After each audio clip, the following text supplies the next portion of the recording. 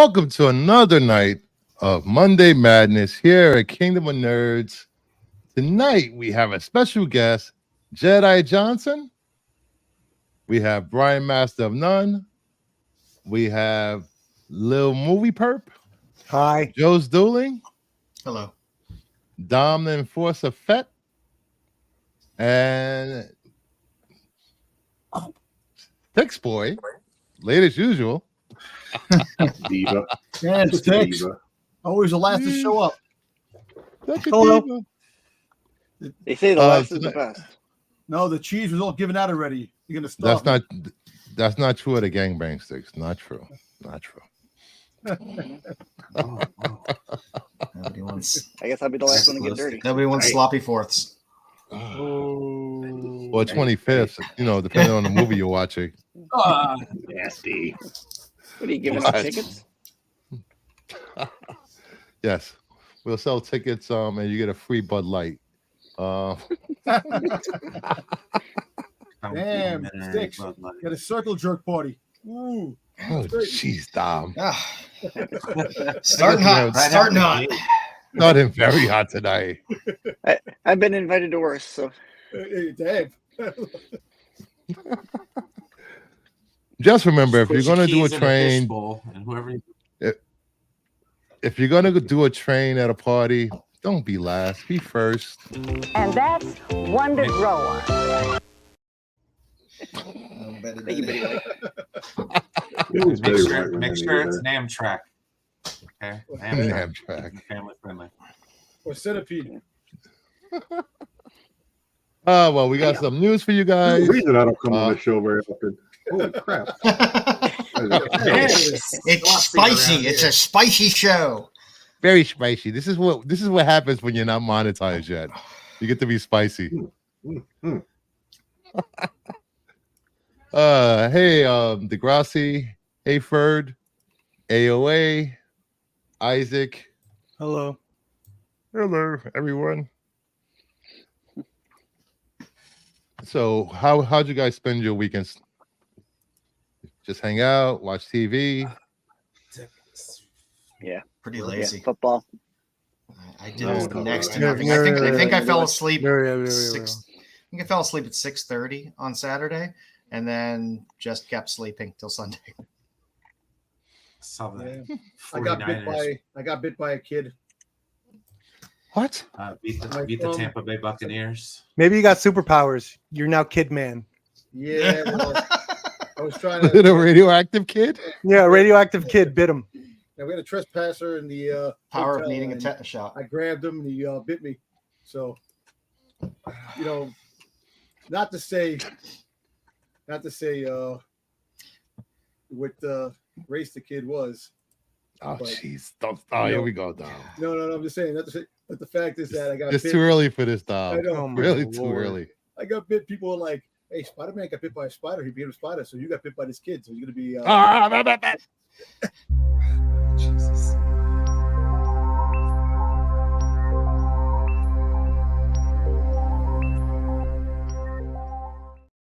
This is going to be used anytime we know Dom is about to go way far across the line. What a vortex. So we start calling you Jamal? No, I'm just kidding. I'm kidding. Oh, my Lord. I'm kidding. Oh, man.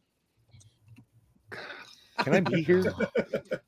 I don't know what's going on tonight. This thing working? In the spirit of Michael Bay humor. There we go. Stop saying things that don't belong together. Those words don't belong together. How about we do a little? Dom is already a man child, but man, the conversation went south before I could get that in. So it goes south really fast here, Jedi. You've been going a while. Yeah. Sometimes it goes down under even more. Wait, I was just on your show Friday. Yeah. I'm not going to say somebody said 10 inches, 6 inches. That's Who said that? just saying. This guy. I thought this was like Mama a Bear. family-friendly show. Yeah, man. Hey, this is a a unicorn, My Little Pony type shit. Oh my lord! What? What are you, a brony now? I'm not a Brony brony fat? fat. I'm out. Figures. I'm out. Something in the water Monday. Oh boy. So Absolutely. anybody want to show us some pickups before we start the news? I got a stack. I think we need to. I got a Yeah, we need to like break it down. I got a little something here. A little stack. Yeah, I got some go right stuff. ahead. All righty.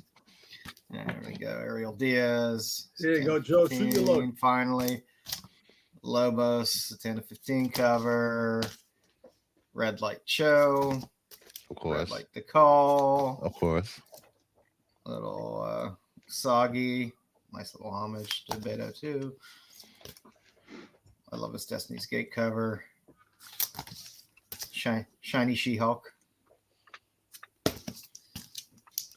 Lovely Conan. She-Hulk has some big feet. Some Cho. You like them thick like me. Good old Savage. Smart Adams, Sonia. Here's the color, Cho. The trade dress, Adams. The Dampsarian, Savage Sonia. Where's the new cover? We got some Hughes. I have to go DC deep here for Bruce here. I love this Count Crowley series. It has some really great covers from Dark Horse. Some Luana Vecchio, Dark Ride. I'll buy any cover that she does. I love Luana Vecchio. Also love Danny. She did this nice holiday special cover. Nice. And then comes our fun Spider Boy. We got to have our Spider Boy. Jeez. Yeah, more books than I have. Almost. We gotta have our Will Jacks, foil and non-foil. Will Jack off. Go ahead. And then I always pick up any of the Hard Case Crime, Heat Seeker. This is fantastic. This is a fantastic cover. That's what I got. That's most of it. I got other stuff, but I just kind of pared down for the. Well, unfortunately, I'm not going to be able to tell you who did these covers because I don't know all of them. So I picked up this Something's Killing the Kids. That looks like Lobos. I think it's Lobos. Yeah, it says it. Yeah, it's Lobos. Yeah, picked up this is a couple weeks old already. Picked up Star Wars. Here's a cool one. Picked up. Who was it? Did this? Miko? I can't remember. But I picked up two of the NYCC. So these things were like these things were really hot during NYCC, if I remember right. But prices on these things are coming down. I picked these up for $30 a piece. So yeah, they're nice covers. These were like up in. I don't know if they ever went up over 100 during NYCC, but they were well north of 50. I remember that. So picked up 1 in 25 nice. Afra. I picked up here you go, Joe. Actually, Dom picked up one of these. Oh, nice. Nice. Powerhouse Leia. So actually somehow I ordered two of these. And I don't deal with the naughties. I don't deal with the naughty versions, but the guy sent me a naughty version, and so I have the naughty version of this too. She's rocking a pretty fierce moose knuckle on that one. I know. Yeah, there you go. But, I have the topless one too, but I can't show that unfortunately. And then lastly, someone was kind enough to point me in this direction. There we go. Nice. Corey Ross. Original sketch of self-portrait. This is Corey Ross. Yeah, he does great stuff. Sketch, original sketch cover. Yeah, he does. So I got to put this in one of those do-it-yourself slabs. That's all I got. So yeah, I picked this up. Wasn't too expensive. I think it was around $70, maybe $60 or $70. I think. Not bad. Dom, you got anything? Josh? Nope. 6. I have one thing. I'll have some foreign. Oh, actually, I have two things. So I found something Star Wars. Ooh, Oh, nice. Ooh. So yeah, this was a Ooh, Popeye magazine from Japan. It's got some Star Wars action on it, and Is Popeye then a clothing store? Isn't there a Popeye clothing store in Japan or something? I It's have not no. chicken, obviously. That sounds very Thought I saw interesting. And then I got this. If I could, I'm just looking for the right page. There we go. So I picked up this Shonen Jump from 1994, and it has the first appearance of Majin Vegeta. Imagine Vegeta. Yeah, so for DBZ nerds, there you go. Very veiny Vegeta. Yeah. All right. I went to Saratoga Comic Con in New York.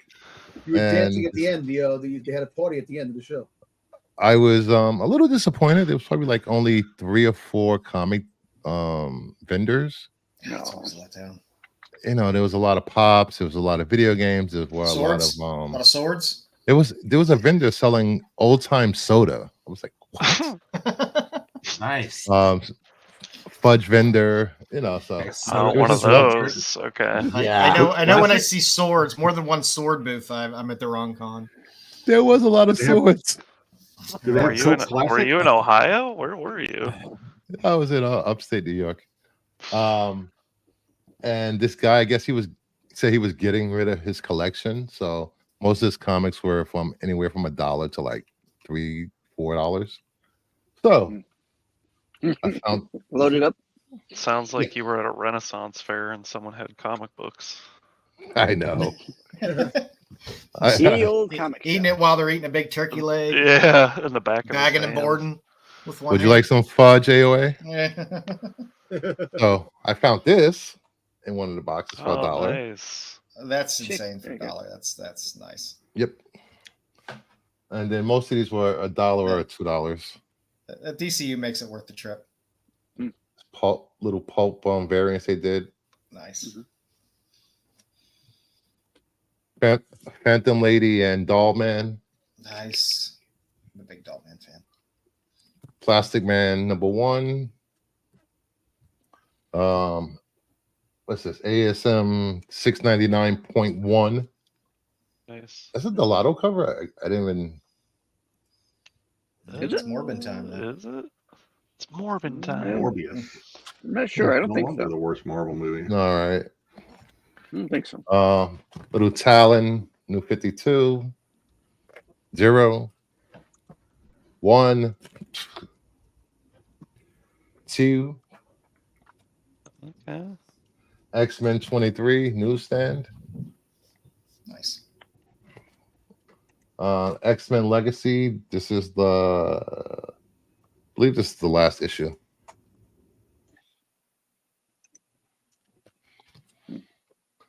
Little DC Vertigo. Nice. More Vertigo. Vamps. Nice. Occult. How many books did that guy have? The vendor guy who was selling for $1 for $1. Like 15, 20 long boxes. Yeah, he don't have any now. Bruce for Baltimore. Baltimore. Did you buy Wolverine that? #1. Marvel Now. They give you a flat What? rate. Legacy. Give him $500 for the 12 boxes. More Legacy. All new X Factor. Little Hawk and Dove miniseries. All new Inhumans.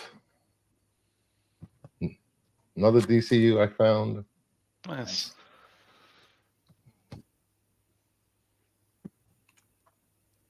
X-Force. Star Wars. That one great. I think this was like $3. This one. This probably was the most expensive one. So we'll cite them. Little House of Secrets. Okay. Little Teen Titans sketch cover, Turner. Nice. And this, I was surprised. Oh, nice. Oh wow. Oh yeah, that's a good one. The shiny Very clean. BLAD. Spot foil. How much was that? $1 or $4? No, it was like 30, but somehow he only charged me like $45 for all these books. All right. Nice. It's nice when Alright. somebody's getting rid of their collection and they can't do math. Cleaning up at a Renaissance fair. Yeah, Sounds like no. a perfect vendor. Oh shit. Spot foil is the new foil, right? Isn't that like that's the new thing? Yeah, Spot because foil. if I can get this little The Renaissance tick out, fair. if I can get it out, this will be a perfect 9.8. If not, And it's the 9.6. And that Morbius is a Stefano Caselli cover. Ooh, nice. All right, let's I guess we should roll with the news. Let's do it. Make sense?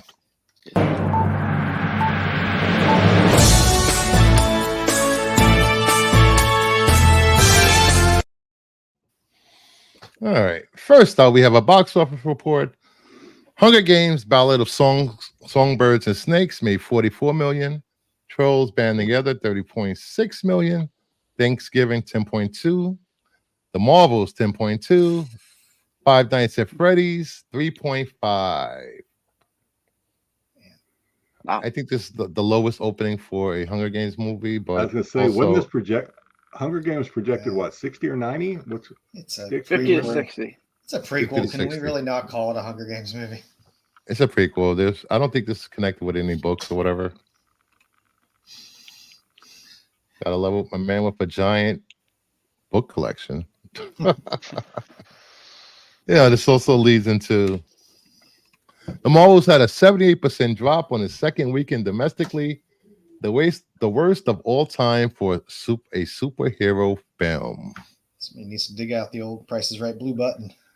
I had no idea I had such influence over the world. Because from what I understood from last week, I was on an island and I was the only one that hated this movie. But apparently, Yes. I have such influence that everybody. I don't think people hate it. I think people are indifferent to it. I think people just don't Or they give a should hate shit. it. I think that's what it is. It's just a lot of indifference. The people that haven't seen it are indifferent. The people that have seen it, they hate it. Majority of people that have seen it have Well. loved it, actually. Well, loved it or it was I don't fun. believe that. Since I Max do has not Blue Beetle believe on that. now, I can easily say I like all three of these characters better than Blue Beetle's sister. Oh, Blue Ah. Beetle's on I just Max? watched that yesterday for the first time on Max. What'd you think of Oh, it, I'm not Josh? paying attention. It was all right. It wasn't anything to write home about. It leaned into the cheese a little more than I wanted it to lean into the cheese. And his sister's a piece of shit. He got fired because of his sister. His father died She just wanted because to of his fancy sister. bathroom, man. She needed a bathroom. She wanted that bidet, Yeah, pretty much. yeah. I'd give it a 7 out of 10. There, that's fair. I don't know if this is a symptom of a larger problem with superhero movies this year. Even though I think the only only two movies that did well were Guardians of the Galaxy 3 and was it Into the Spider-Verse? Yeah. I think people want a blockbuster. This doesn't have the feel. Nobody gives two shit. I mean, really, nobody gives two shit. I love the Miss Marvel character. I love the show on Disney Plus with her. I like her as a character, but in no way was this a blockbuster film. And I think people just want to go to the theater to see a blockbuster film. They're like, screw it. I'll wait till it comes on Disney Plus and watch it. That's how I feel. I Well, mean, Oh, good. I feel like Except for Jedi, he got sucked in having to go. every Marvel wanted to go. movie. I feel like every Marvel movie for the past, like, I don't even know how many movies, like, they've all been disappointing for me to see in the movie theater. So I'm just at the point where I'm like, yeah, I'll watch it when it hits Disney Plus. Like, I already pay for that. So I think when you have like big blockbuster movies like you had when you were getting your, End Games and Civil Wars and stuff like that, you could pepper in the smaller character movies and people would still go to see them. It was still kind of tying into the story. This is just kind of like, if I'm not mistaken, the writer, possibly even the director of this, she's pretty new. I think, was this like her first project, or like certainly her first big project? She did Candyman. Yeah. Okay. So Candyman, yeah. So it's a different genre of movie, obviously, but there was just a lot of breaks, and there was things that I don't know. Maybe she thought the audience would connect with, but the audience were like, okay, I never heard of this. When did this happen? I don't remember that. And then it's just very disconnected. It seemed like. I'm not going to argue if people say it was fun. Okay, it was fun. That doesn't mean it's good. I mean, a lot of things are fun that aren't good, I guess. So if people had a good time, happy for them. But it was just too much wrong with this movie. There's just too much that didn't make sense. I ate a whole box of Little Debbie's today. It was fun, but it wasn't good. It was not good at all. If the Marvels had foreign subtitles, Josh would have loved it. I've never even seen the first Miss Marvel movie, so. I mean, the thing is, I don't care. Even if it was really good, I still don't think it would have done well in the theater. I just don't think people give a shit. Yeah. It doesn't have the cachet. There's nobody was, scratching at the door, but like, when is the Marvels coming out? Nobody gives a shit. There's no and it's also ever since streaming started dropping movies 30 days after they're in theaters. It's like, why go to the theater? I could wait. They need to bring back the 90-day. You go to the theater. That's not always true.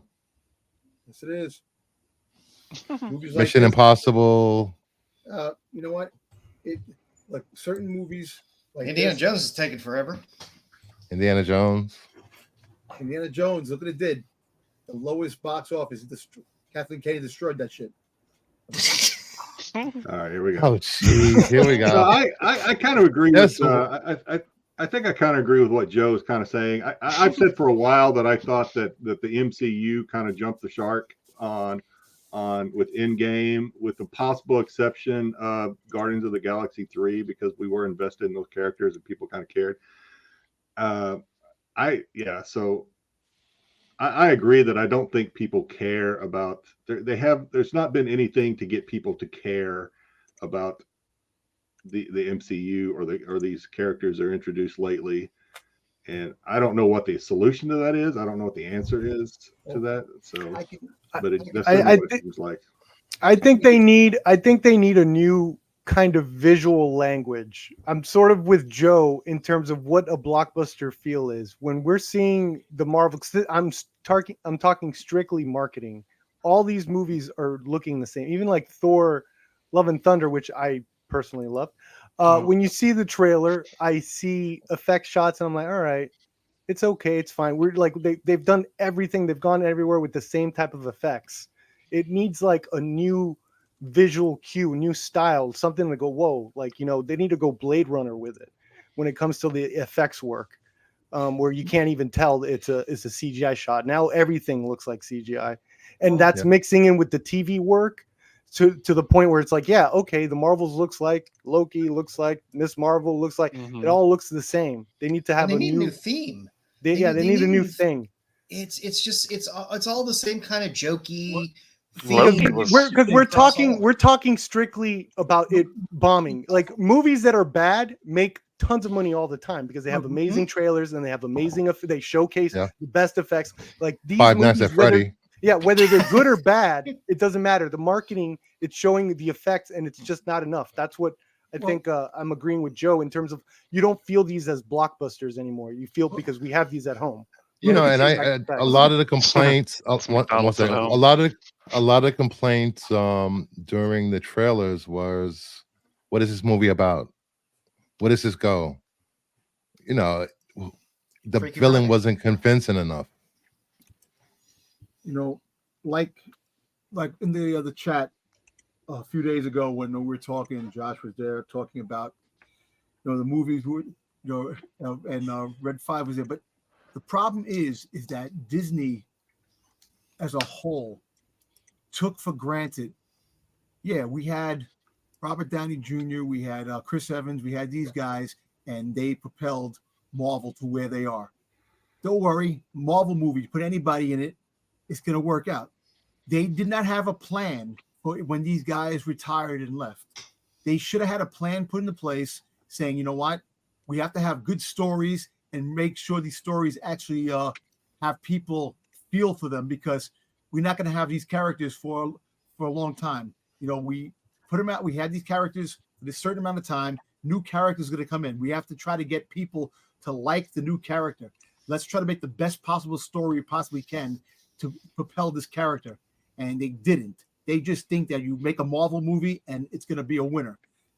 No, it's not. You have to. You had to plan this. They should have planned these things 20 years ahead of time, knowing that this day was going to come. They didn't know these movies were going to be a hit back then. No, but I'm just saying. But I'm just talking about the fact is that knowing that after the 10 years, after Endgame, they should have had. I mean, they still had 10 years to prepare. Exactly. So they should have said, "Damn, you know what? We're not going to have these characters forever. We have to introduce." I think they did have a plan. They did have a plan. It just I think they did. I think they did, and I think they got hit with COVID, and I think that did bigger damage than anyone realizes. I think that did huge damages because their plan was working out as far as I'm concerned.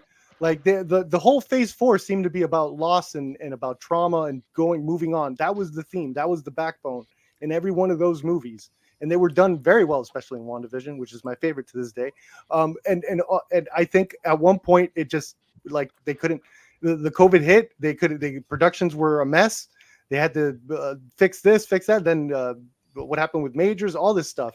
It's hidden. It's hit. We're witnessing the effect now, even though that happened. Because think about it, productions happened like 2 years, like possibly more when it comes to Marvel. They're planning, we're getting hit with it now of all this stuff of COVID and all this crap that happened. Yeah, I think Black Widow was the jumping of the shark. Yes, Black Widow. And I don't think it was a horrible movie, although some of the effects were shitty. The problem was it got pushed so many times that by the time it came out, you already knew she was dead. So there just wasn't a care there, and they were just kind of stuck having to put it out. No, the thing is, I think that's a lot. These are all like little factors that are like great grains of sand leading up to the big old heap as to why these movies aren't necessarily doing as much. This isn't the only one. This isn't. I mean, yes, this is like a significant drop off, but like this isn't the first quote unquote failure we've had this year. Okay, this is the trend. We need to be wowed. Like Joe said, we need to be wowed again. Dude. Okay, first off, you have to convince the guy that's not going to go see your movie to go see your movie. And since Endgame, there's really not a reason to go see a movie because there's no build. There hasn't been almost 20 years of buildup. They started over from scratch again after the blip. Guardians was the only one because they were finishing off that arc. Yeah, and they were basically just finishing off that trilogy. But see, that's one of the reasons why. Plus, a lot of people like the Guardians movies. But I'm just saying, like Thor, that should have been a good movie, but it really wasn't. Should have, but wasn't. Terrible. I liked it. It was terrible. But you see what I'm saying? Okay, like it's not just that. So when they're starting to lose the actual the comic book fans, like you guys, what the hell do you think is going on with John Q. Public? They could care less. Yeah. And that's what I love. I love the shows. The shows have been infinitely better than the movies have been. And that's why I argue. Shout out Hawkeye. This is all good. This is what it's going to be in 5 to 10 Secret years. Invasion. It's going to be on television going forward. And I'd be okay with that. That would be fine because it would be enough for everybody. It was like that before. I think Red 5 said. I think Red 5 said last week, and I agree. In fact, when I saw him say it, I told my son later. I was like, this guy said exactly what we said after we saw the movie. Was this would have been a pretty decent Disney Plus movie? That to me, that's where this movie belonged, was on Disney Plus. And that's a lot of goes because people aren't invested. They didn't spend the $40 on tickets, popcorn. Well, a lot more if you get popcorn and stuff. But yeah, this just had a made for TV kind of vibe to it to me. Well, because 2 out of the 3 characters were It was still introduced on suck. television shows. Possibly. You probably could have it was just still broke this up and turned it into a TV show, and it would have been better than the movie. I think they should have just kept with the title Captain Marvel, called it Captain Marvel Part 2, because the Marvels, no one knows. Like, the title was just so wrong for this movie. I don't think the title matters, dude. It's just honestly, it's a general apathy amongst the general public for these movies. Yeah. They just don't care anymore. Yeah. And it's a shame, but that's why you need a different tone. That's why when a dark, brooding Batman movie comes out, it kind of clears the palette a bit. And so you're what's like, the oh, solution? shit. Get rid of Disney Plus? Is that the solution? Get rid of the streamers? No, I think you could do less movies, just release stuff on a cheaper budget to Disney Plus. Yeah. If they do less movies like Star Wars has been doing, you'll get people complaining. There's no Star Wars movie for 4 or 5 years. Until you get to X-Men it's and not Fantastic Four, nobody gives a shit. I could put anything out. I don't care until I see X-Men or Fantastic Four. I don't give a shit about Kang, whether he's there, whether he's not there. Yeah, I don't even know if I'm excited for Fantastic I don't Four. care about Armor Wars. I don't give a shit about any of I that. would get excited. till the I would get trailers. excited for Blade. If they would somehow get Blade, I think yes, they're working on different it or tone. whatever. Yeah, Yeah, if it's they would day get Blade, zero for the third time. I would be excited for that. Resetting the clock. Yeah, I mean, if they did Blade right, I would be very happy to see that because again, it would be a change of tone. That's why they need when they did Werewolf by Night, they should have leaned into the horror side of things. Do a couple lower budget horror films. How did they not have a new horror film this year and they just did Werewolf by Night in color? Like, come on. It was just Like, lazy. The only and the only thing I could think of, it didn't do the numbers they wanted. That's the only to get people to sign up Disney because we're not seeing the numbers. They're not talking about it. They don't mention it. They don't That's the only thing, which sucks. That's no one saw it. crazy. So again, that was quality though, and no one saw it. That was quality. But Everyone. If you could shit out 5 Nights at Freddy's and it makes 80 million opening, I refuse to believe they can't put a decent Marvel horror film that has a there. monster fan base. I also think One at a time, please. One at a time, please.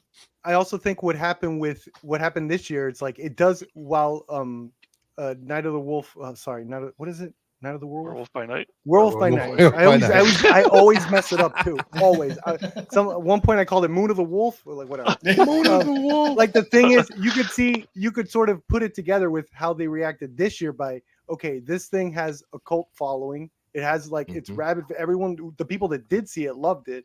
We can't do anything else, but we'll give it to them in color. So it's I didn't even watch it in color. Yeah. So that's like another reason. I think it didn't do well, but they know people like it. So they're in a rough spot with that. They don't know what to do. Now they did Spotlight. That's what they got. And a lot of my friends wouldn't watch it because it was in black and white. They didn't want any part of it. Crazy. That's the only reason I watched it is because it was Yeah, black and I white. can't That's wait. what drew me in.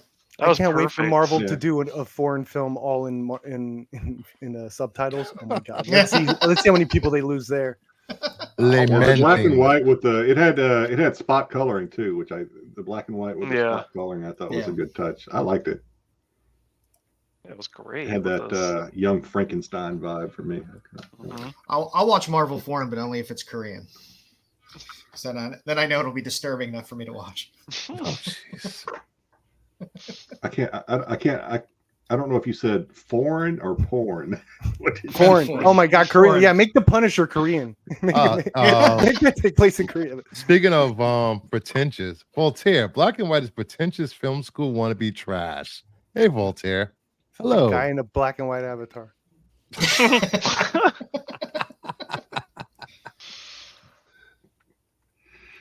Well, it started with Shazam 2, then The Flash, then Quantumania started actually, and then it's just been downhill. And except for Spider-Man and Guardians, Barbie and FNAF and Oppenheimer, other movies have struggled just to meet break-even points this year. Okay, well, can we say that we're a little spoiled here because it's only been a year? We had 2 hits. You mentioned in that year we had Spider-Man and Guardians, and everything, and Quantumania underperformed. Everything. Yeah, So, are Barbie. we spoiled here? Because it's only been a year, guys, and it's like sinking ship, sinking ship, sinking ship. It's only a year, and we I had think two gigantic hits. Well, that hasn't It's been. been- I it's mean, that been hasn't. over a Those year. haven't been the only 2. Like, I mean, Marvel. I It's don't been think like the last this couple of it's movies been have like done this since well. Endgame. Yeah. No, it's dude. How long did the genre of westerns last in the public spotlight in terms of popularity? 20 years? About No. 30, 40, 50, 60s, No, maybe not that. 70s. I wouldn't. No, I'm talking about like They in they terms of died They like had they We're had talking a about big modern die-off. westerns. they came they actually it actually died. It started like in the 20s. It died and then it came back again. I think in 55, and then it died again. And then the Italian spaghetti westerns sort of brought it back. But it's like it fluctuated. It fluctuated a little bit. But now it's like dead. Like it's a everything else. natural course of a genre to go through this. Okay, so it's like yes, we're on the waning side of the bell curve here. So that's one way to look at it. You know, and horror is back in everybody's vision now. Horror has been doing phenomenal this year. It's because we're afraid the world's going to come to an end. Also because disaster horror's cheap. movies. Horror's cheap to produce. I think Marvel's also very smart and they know exactly and they'll course correct. That's what they're doing now. I just want them to bide your time until Fantastic Four and X-Men. Give us some stuff on Disney Plus. Yeah, Put then out a few- people hate those movies. Then they'll bomb and. Yeah, but it's nobody's. They put Secret Invasion on. It sucked ass, but nobody's talking about it. Nobody talked about it, so who cares? This will get more bad press because of the box office numbers. Because streaming is such a weird. In terms of numbers and who's really viewing it and not viewing it and viewing hours, nobody understands any of that shit. Yeah, but with the movie, it's like this did not make this much money and it cost this much money. So, we're only talking about this until Aquaman comes out, and then we're talking about how bad Aquaman is. Yeah. Hey, that was a great trailer, buddy. Black I'll watch that when it hits HBO. Yeah. Yes, we know, Josh. You don't go to movies. I hope not to see bad movies. No. Aquaman. First Aquaman was great. All right, and it's James Wan. Damn it, James Wan. He doesn't make bad products. Gunn killed it for me, man. He told me I don't need to see anything until the new Superman movie because nothing else matters. So he killed my will to go see anything. I don't care. That is a great song. Nothing else matters. Yeah, nothing else matters. And I just think that it's going to be people need a break from superhero movies. You're going to have a year? Well, no, actually, February 14th is Madam Web, unfortunately.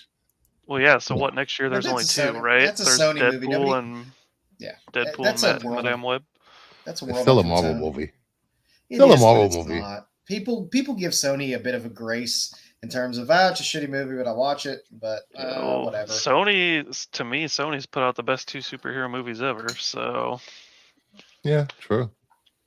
I don't know if anything both beats animated the Spider-Verse movies. Yeah, yeah. Oh no, I agree.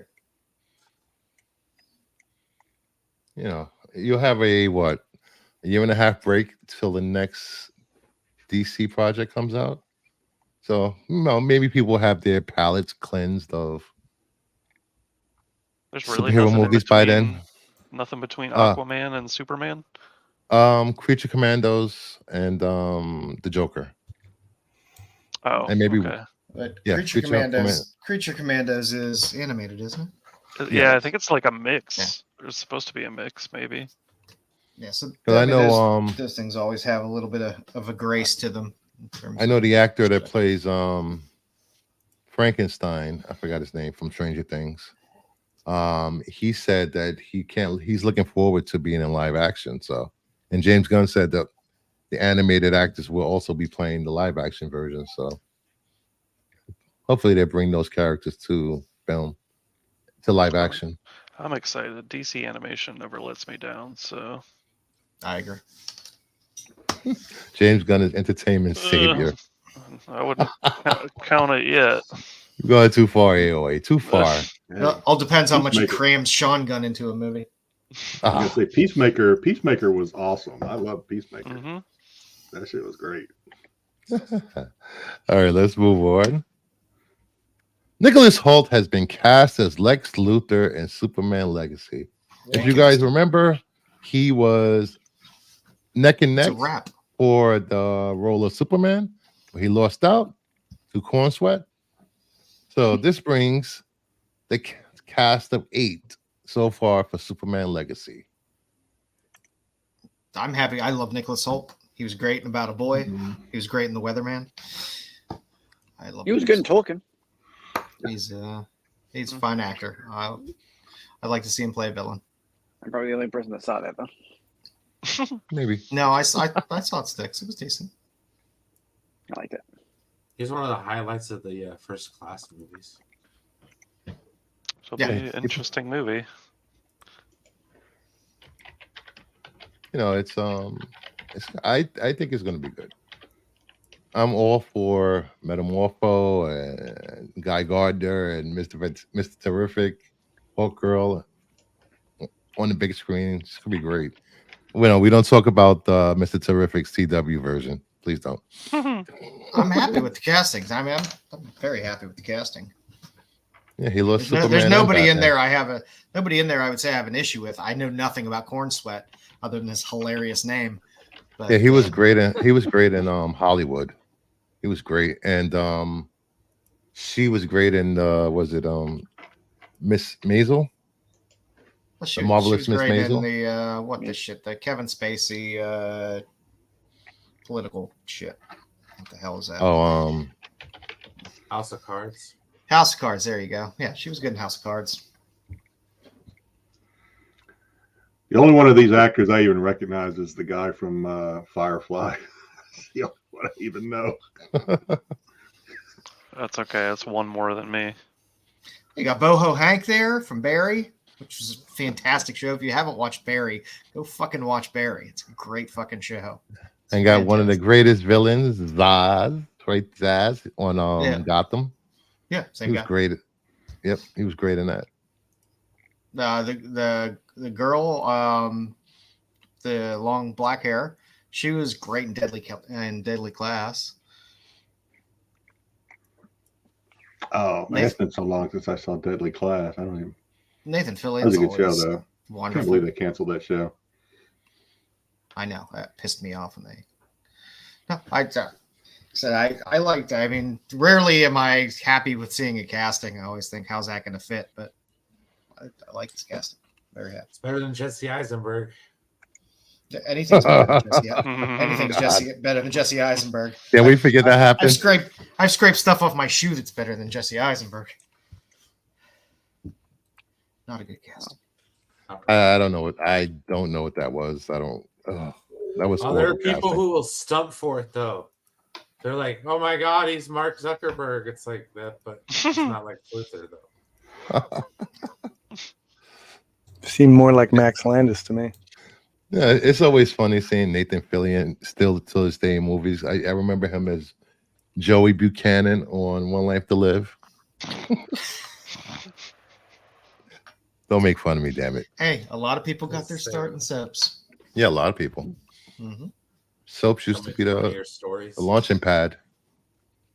We would not have a Dean Winchester if not for Days of Our Lives. Yep. Star Trek: The Next Generation was like the whole cast was former soap opera stars pretty much. So there you go. Not Middle Eastern terrorist, but a Middle Eastern dictator. Oh, for people that don't know, there was a Scoopers was saying that the plot of Superman Legacy was that it was Middle East terrorists, but James Gunn came out today and debunked it. You know, so there was a lot of Scoopers with egg on their face today. Great debunker of debunks. He needs to stay off Instagram and do something. Twitter and do some work. It's gonna be Alaskan. It takes 2 seconds to make a Twitter post. You ever think about that? Like, tell the dude to get to work. You get to work. Don't post on his freaking Twitter. What the hell? God damn, get a life. Oh, we got some leaks right here. The authorities aiding a coup against the Middle Eastern dictator. Superman gets involved. What? Ooh. That just sounds amazing. And he said that Superman legacy will be light and dark at the same time. It could be both. Jesus, Mary and Joseph. So we're gonna have the red underwear, and also we're gonna have killing in the movie. It's gonna be dark Hopefully and gritty. And yeah, like like DC's known for dark and gritty. Anybody want anybody want any wacky Superman or wacky Batman? Anyone? It's not that it hasn't been done before. Everybody like when we almost had Nick Cage Superman. The worst actor in Hollywood. Okay. Oh man. Yo, he's better than some of the people that are Shots fired. Nick Cage is extremely underrated. Yeah. He just works a lot to pay off his tax bills. Takes a lot of shitty scripts. Oh jeez. He could just borrow it from his uncle. He should. Or his aunt. Patterson Batman had jokes. Thumb drive. I like that joke. Next up, Ridley Scott responds to negative comments from French critics about Napoleon. Le Figaro said the film could be renamed Barbie and Ken Under the Empire. French GQ said there was something clumsy, deeply clumsy, unnatural, unintentionally funny in seeing French soldiers in 1793 shouting "Vive la France" with American accents. Really responded, the French don't even like themselves. He's 85. He didn't give two shits. I mean, be that as it may, but aren't they still a little sore over freaking, Napoleon? I know it was like 150 years ago. As we were saying, still kind of like a cultural black eye, I guess is the best way to put it.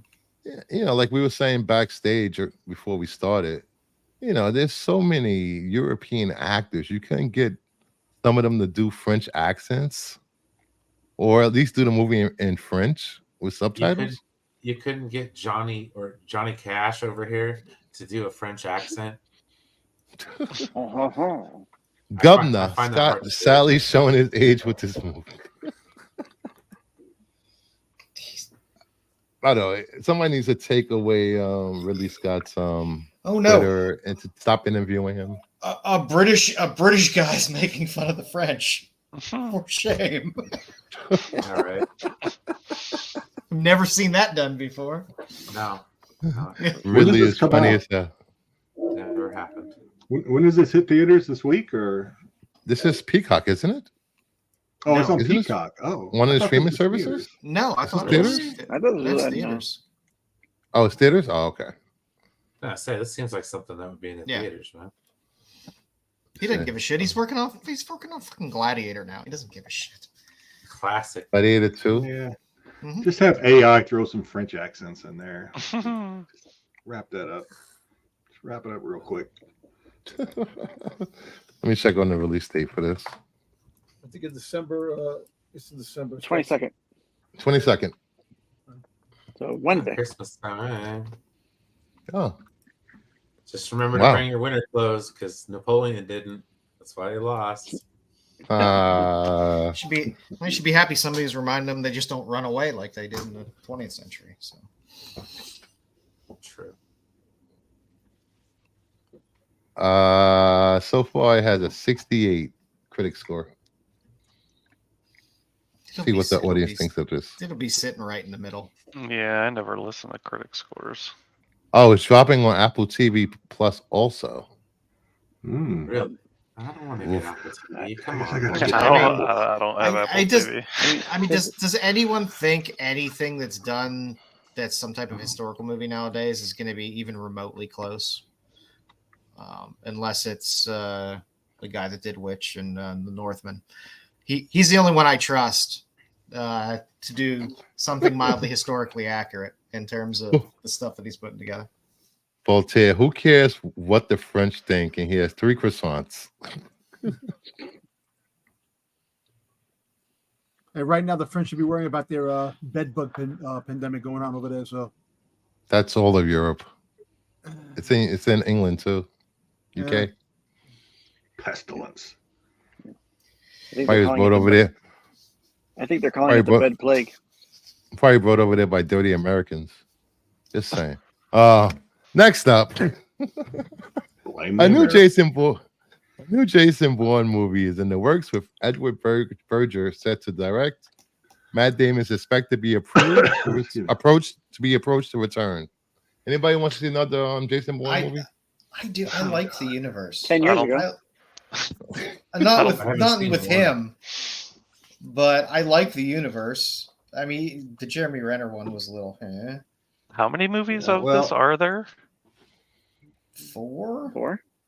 I believe. I think You know, as long as they keep maing, as And a long as TV they keep series. doing Mission Impossible movies, why can't they keep doing these? Why not? There was a good TV series, but they kind of axed it. It was quite enjoyable. So there's Born Identity, Born Go ahead. Supremacy, Born Ultimatum, Born Legacy. That's the one with Jeremy Renner. And then just Jason Bourne. Yeah, I don't even know.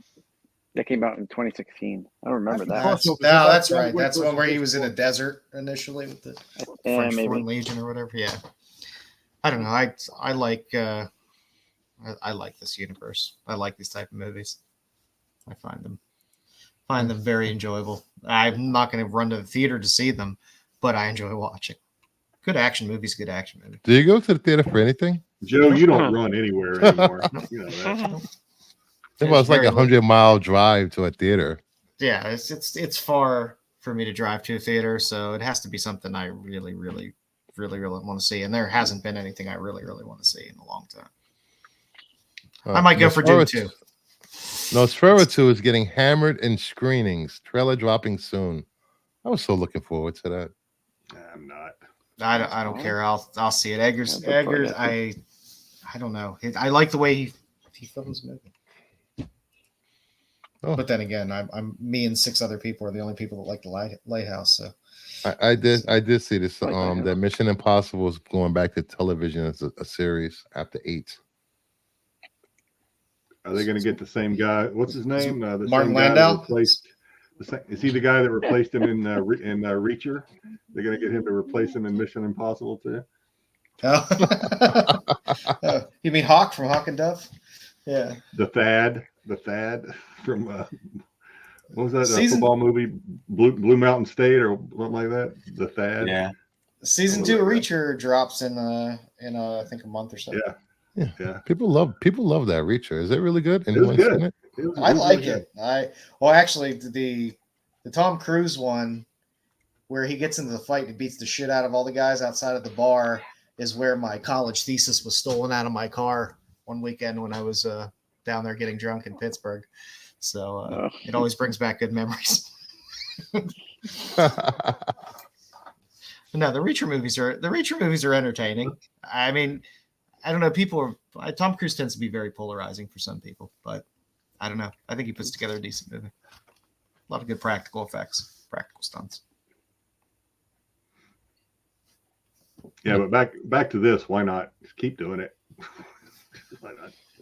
Yeah, why not keep doing it? I mean, why not? I mean, we talked in the earlier segment how like superheroes were kind of going to be in a lull. We're going to be in a little null of superhero movies. So something's got to fill that void. So why not these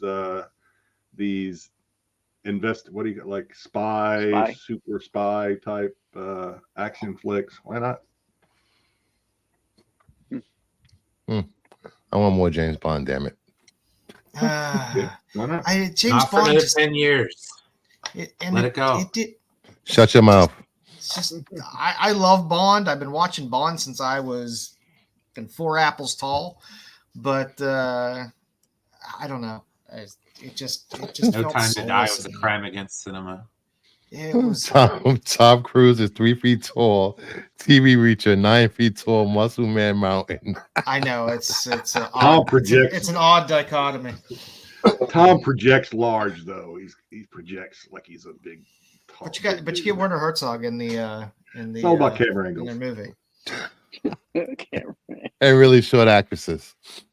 I was going to say cast a lot of short actors and actresses. And lifts. Yeah, Oh, I yeah, have a Bev- feeling we will get that Degrassi. They- a lot of legacy just- sequels. They just announced it. Yes. Beverly Hills God, Cop I 4. Mhm. I think it's coming to what, Netflix? No, was it Netflix? One of the streaming services. Degrassi touched on something. I don't know if Degrassi watches our show on Friday, but I don't think you were on for that one, Bruce Fur. But we were lobbying for more Tango and Cash about 2 weeks ago on Friday. It was. We couldn't believe there hasn't been more Tango and Cash. Yes, when we had our does it need a sequel or did it need a sequel or should it have a Yeah. sequel or should it never? Oh have a yeah, sequel? I was watching. Yeah, I think yeah, I think I was in the chat saying no to Tango. Yeah, and Cash. Tango and No. Cash was my call because I want a sequel for it. I want them both at the age they are now. I don't want it recast or reboot. I want old ass Sly. I want old ass Kurt Russell. Work it out. Make it happen. It's Anthony Beltray. It's the same plot in every movie. A bad CIA agent guy tries to kill Bourne and ends up not killing Bourne. Yes, correct. Axel Foley is finished. Oh my God, are you serious? Oh God. Be careful. Female what you Tango ask and for, I Cash Face sequel in off. development. I guess. Be will careful what you ask accept. for. I will accept a female-led Tango and Cash only if they are the offspring of Sylvester Stallone and Kurt Russell. I will accept that. Wyatt And I will Russell accept. and how did Sylvester Stallone have kids? That are There you active? go. You for only have next girls? week- Not that Next type of week's offspring, segment. but Next week's segment, yeah, we're gonna fan cast Tango and Cash remake. Oh There jeez. you go. and there better damn well be a Terry Hatcher cameo as well. Oh god. Tango and Cash, starring Lucy Lawless and Gina Carano. Now, Face Off is a movie that should not be remade. I don't know who That any of movie those should- people are. that Oh, movie should Lucy not be Lawless. remade. Oh, Lucy Oh, Lawless, Xena. Yeah. And is that your fan cast, or did someone say that in the chat? no, that was just me. I just thought of that's that you. real quick. Okay. Okay. Yeah, and Gina Carano was she was in Mando the first season. What was her character name? Oh yeah. Former MMA or whatever she was. Yeah. Cara Dune. Cara Dune. Yeah. All right. Next up, I expected Dom to say. here we go. Katie Sackhoff says, Gee, Bo-Katan. trying to reel him in there. There we go. He's like- Katie he's like Sackhoff says, Katie Sackhoff says, Bo-Katan is not the Mandalorian. This is Din Djarin's show. It will always be Din Djarin's show. And before we start this, I just want to say, before we start this, I just want to say that all views expressed by Dom Tober is not the expressed views of the channel, the panel, or anyone in real life. Dom has been so quiet. Dom has been so quiet the last like 15 or 20 minutes. He's been saving up his energy for this. So listen, so- I'm going to say this. Build it up. She says that because she's got to say that.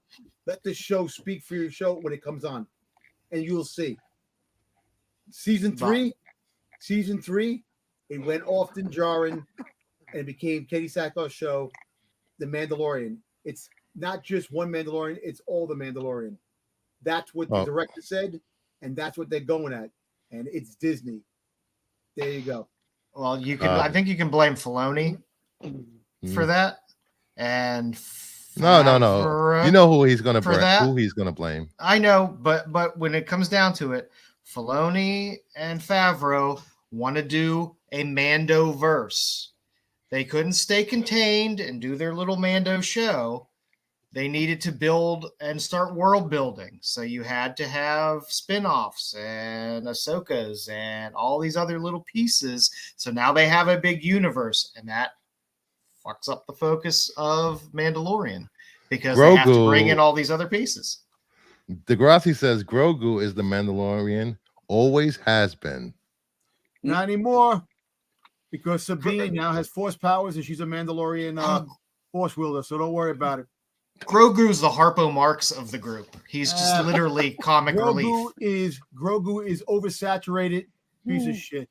I can't. He's just comic. All they do is use Who hates Grogu? I love Grogu, dude. When he's in that robot and he's hitting the button over and over again. Exactly. He's Harpo. Harpo's hilarious. He has a little horn. He went with Luke and came back in the book of Boba Fett. They should have separated him for about a year.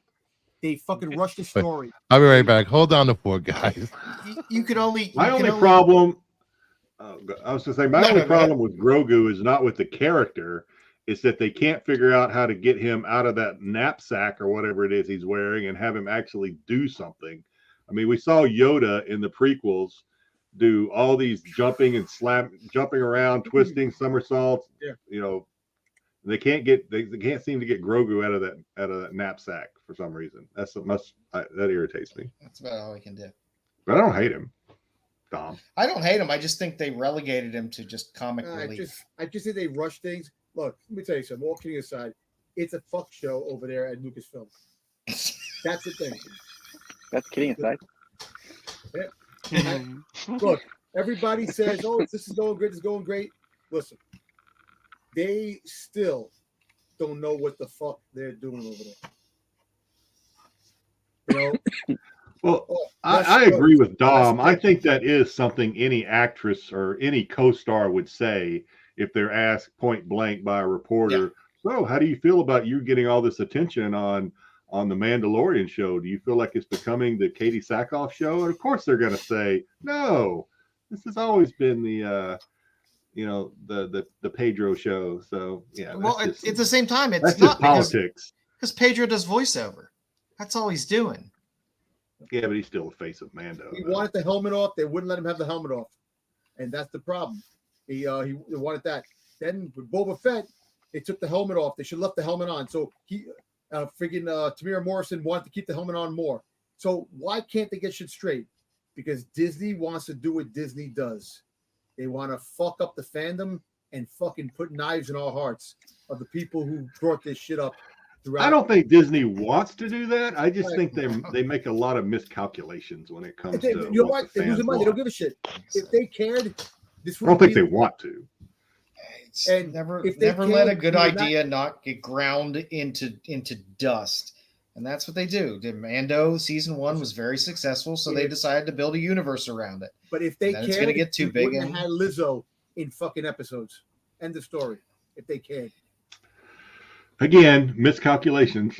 I don't know. Lizzo was hot. She was. How can you have a miscalculation when Lizzo's in front of you? Give me a break. Wow. I didn't say they didn't see her. I didn't say they overlooked her. I said it was.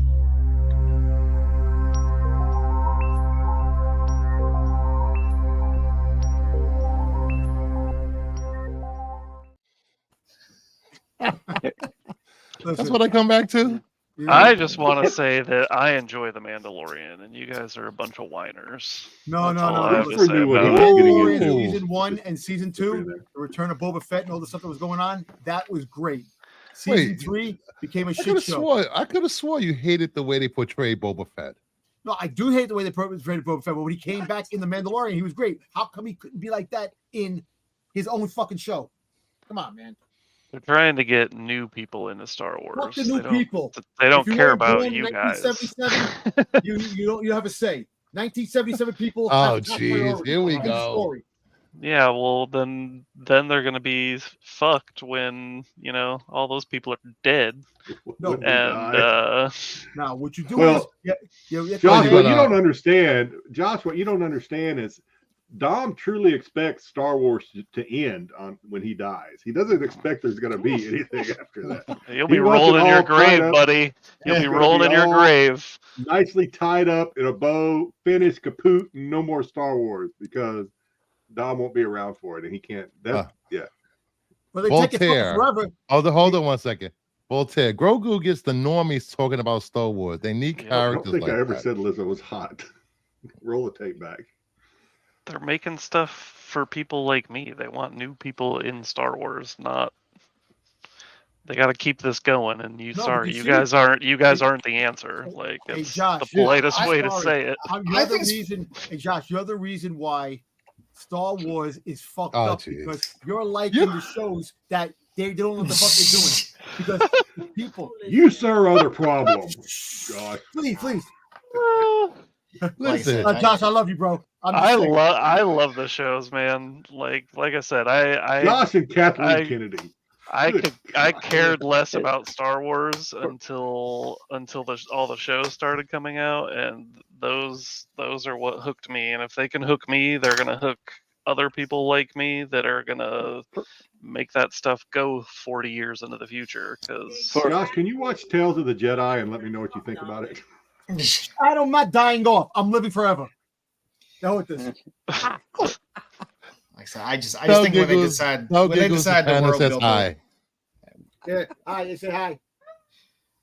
When they decide to make it a Mandoverse, I think the writing suffered because look, everything just seemed to be teasers for other things. Disney's hotel failed because of the sequel trilogy characters. Because Dude, because it was like $3,000. Listen, people would have paid to see the original trilogy characters there, not the fucking goddamn sequel trilogy characters. That's $5,000. That's the problem.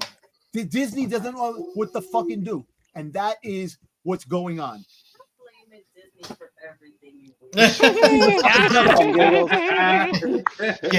Yet you single-handedly contribute to their to their bottom line. Yeah, you also can't complain because you watch everything they put out. You buy so much of their stuff. Like I don't even buy anything Star Wars. I just watch the shows, man, and enjoy them. Like I'm pretty sure that kid that bit Dom worked for Disney. That's good.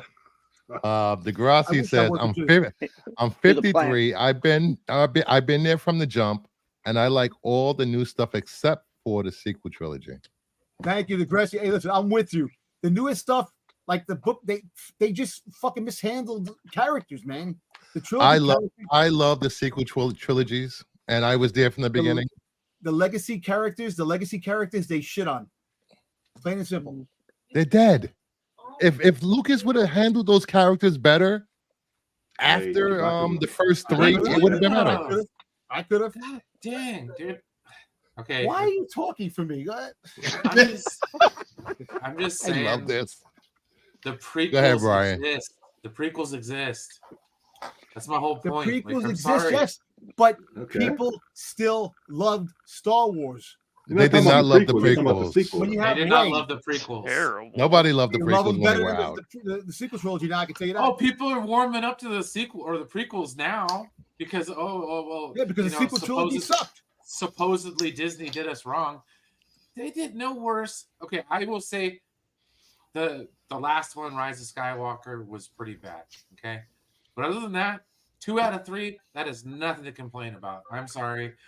And 2 out of those 3 to me personally are better than 2 out of the 3. Ray should have stayed a no one.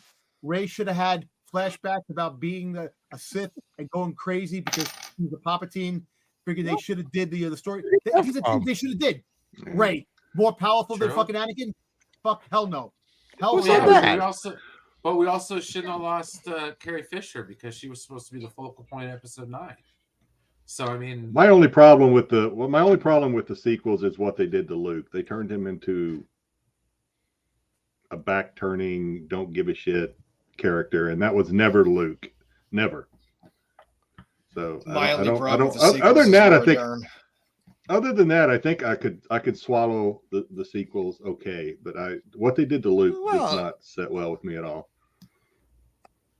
Anyway. Well, he was old and grumpy, and you'll be wasn't grumpy old too and if you. grumpy. Yes, he was So old was- and No, grumpy. he wasn't. Okay, No, he I wasn't. agree with. So I was agree Obi-Wan with where Kenobi, and he was. still got in the Millennium Falcon and flew halfway across the galaxy to fight But no, Vader. Yeah, The thing is I knew where he. I agree with where he ended up. I just don't agree with how he got there. I don't think he would have tried to murder his nephew. Okay, that's just a. I think that would be kind of a bridge too far, even for Luke. no, I agree. But I agree with that. old hermit off in the middle of nowhere dislocates himself from the Force and then finds it by the end and does the most powerful thing any Force user's ever done. That's cool.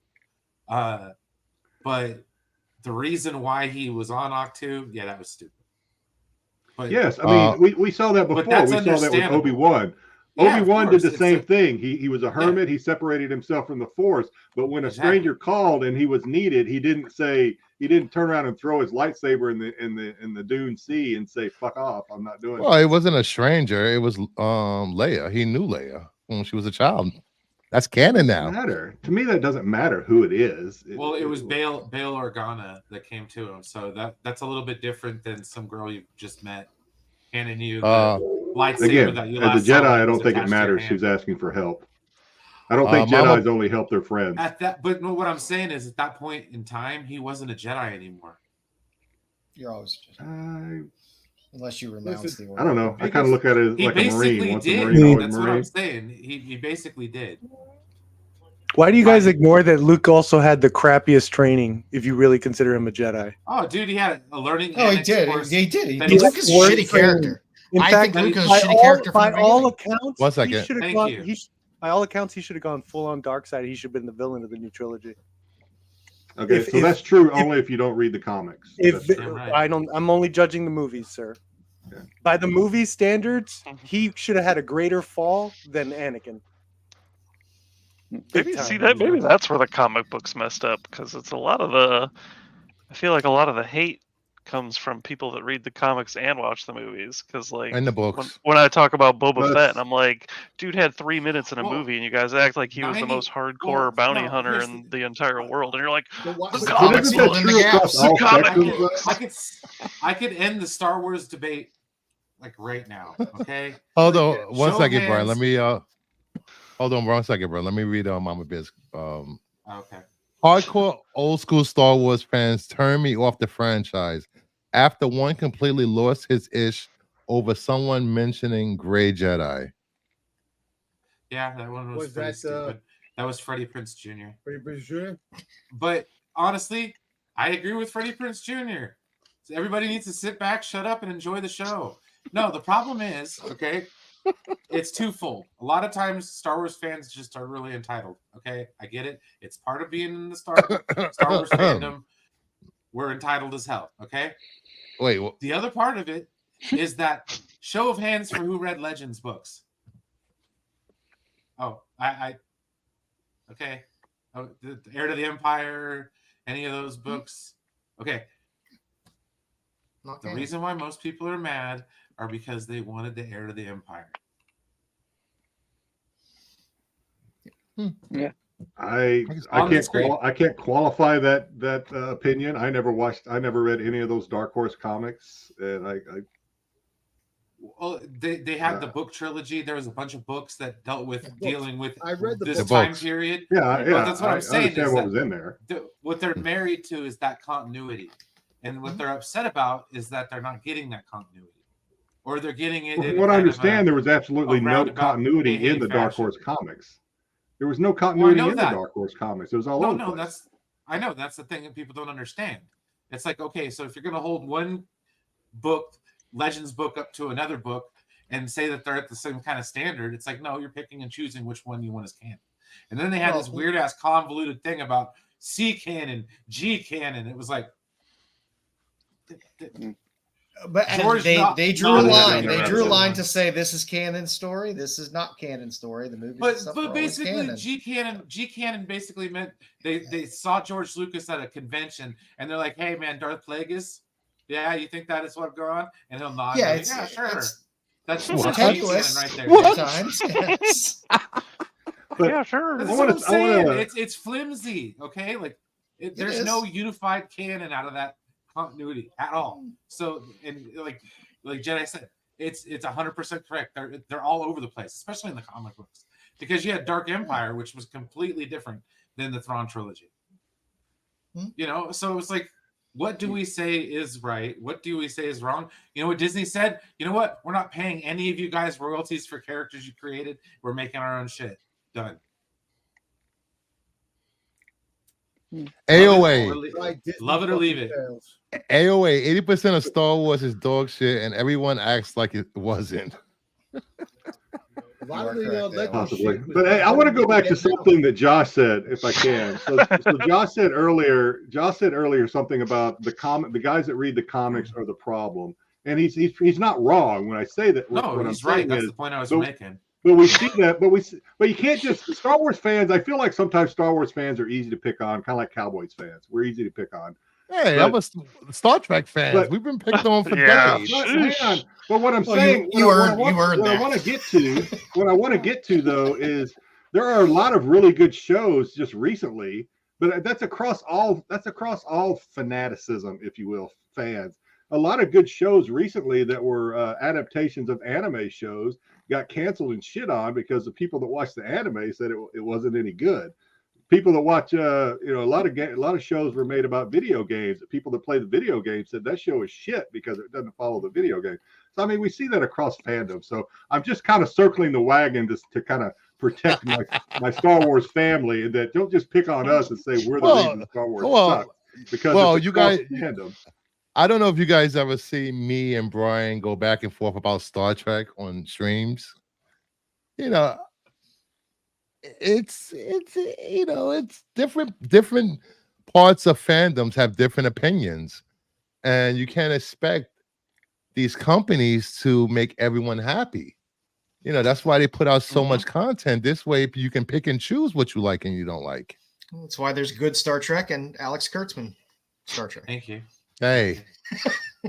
Thank you. I'm not watching Discovery season. I was so mad. 5. I can see the smoke. I can see the smoke. Because he can't say what he really wants to say because his wife is over there. He's not going back inside. I'm gonna say it now. I kind of always fall back to bad Star Wars. One second, Dom. Right? Yeah. No, I was just saying I always kind of fall back to bad Star Wars is better than no Star Wars. Just like I wouldn't expect the MCU to stop making movies because Marvel's didn't do so well. You know, a bad Marvel's movie is probably better than a no Marvel's movie. Maybe, I don't know, but I mean, I don't want them to stop making Marvel's movies just because they had a bad, a bad apple there. So, I mean, we complain about Star Wars because you're right, it doesn't go the way we would fan fiction it. But I mean, don't stop trying. Oh wow! I actually agree with Jedi on something. They've just point, we're going to keep bitching about it. We're going to keep bitching. But of course you are. But they've scaled back on what they're doing. So if they're for all the bitching online, TV, just go. Hold on 1 second. For all the bitching online, head over to Get Off My Lawn on Friday nights with Grumpy Old Men on Renovision. We eat it up. Bring it. Go ahead, Brian. No, it's just it's all in how you handle and approach the fandom. I'm the same way. I don't let it bother me because I'd rather have Star Wars than nothing at all. And they've scaled back. So these TV shows have been hit or miss. It's Star Wars TV, something to talk about. Get us on a panel once a week. It's something fun to do. Just like these the TV shows with the comic books.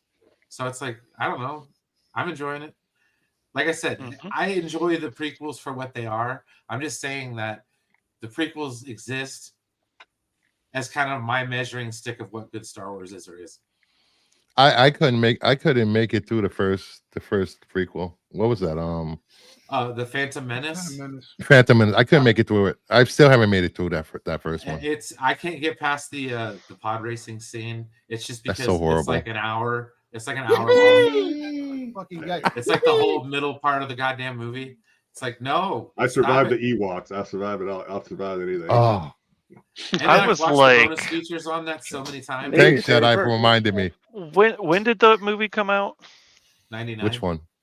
99. Yeah, 99. So I was 12 when that movie came out, and I wanted nothing to do with Star Wars, like even more than I didn't before. Like my cousin was obsessed with Star Wars, and I'm like, it's crazy. Hey guys, I gotta get going, but have a good stream, Brucifer. I'll catch Thank you, y'all Perp. Wow. later. We're not Everything. even done with the news. It's almost an hour and a half. We're not done with the news yet, Bruce. What have you done? I know we got stuck up on this. We need to like.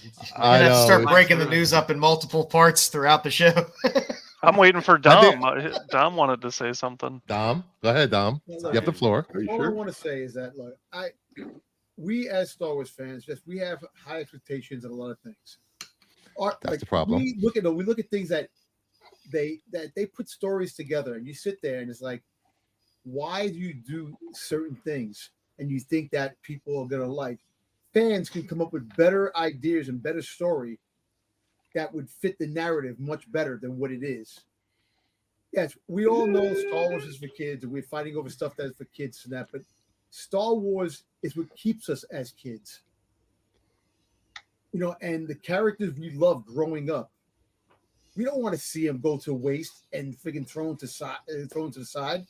I don't want to see him at all. I'm saying that Disney as the corporation as they are, they want to make their own money, and I understand they want to make their own legacy, their own characters that they could build off of in their time and have that.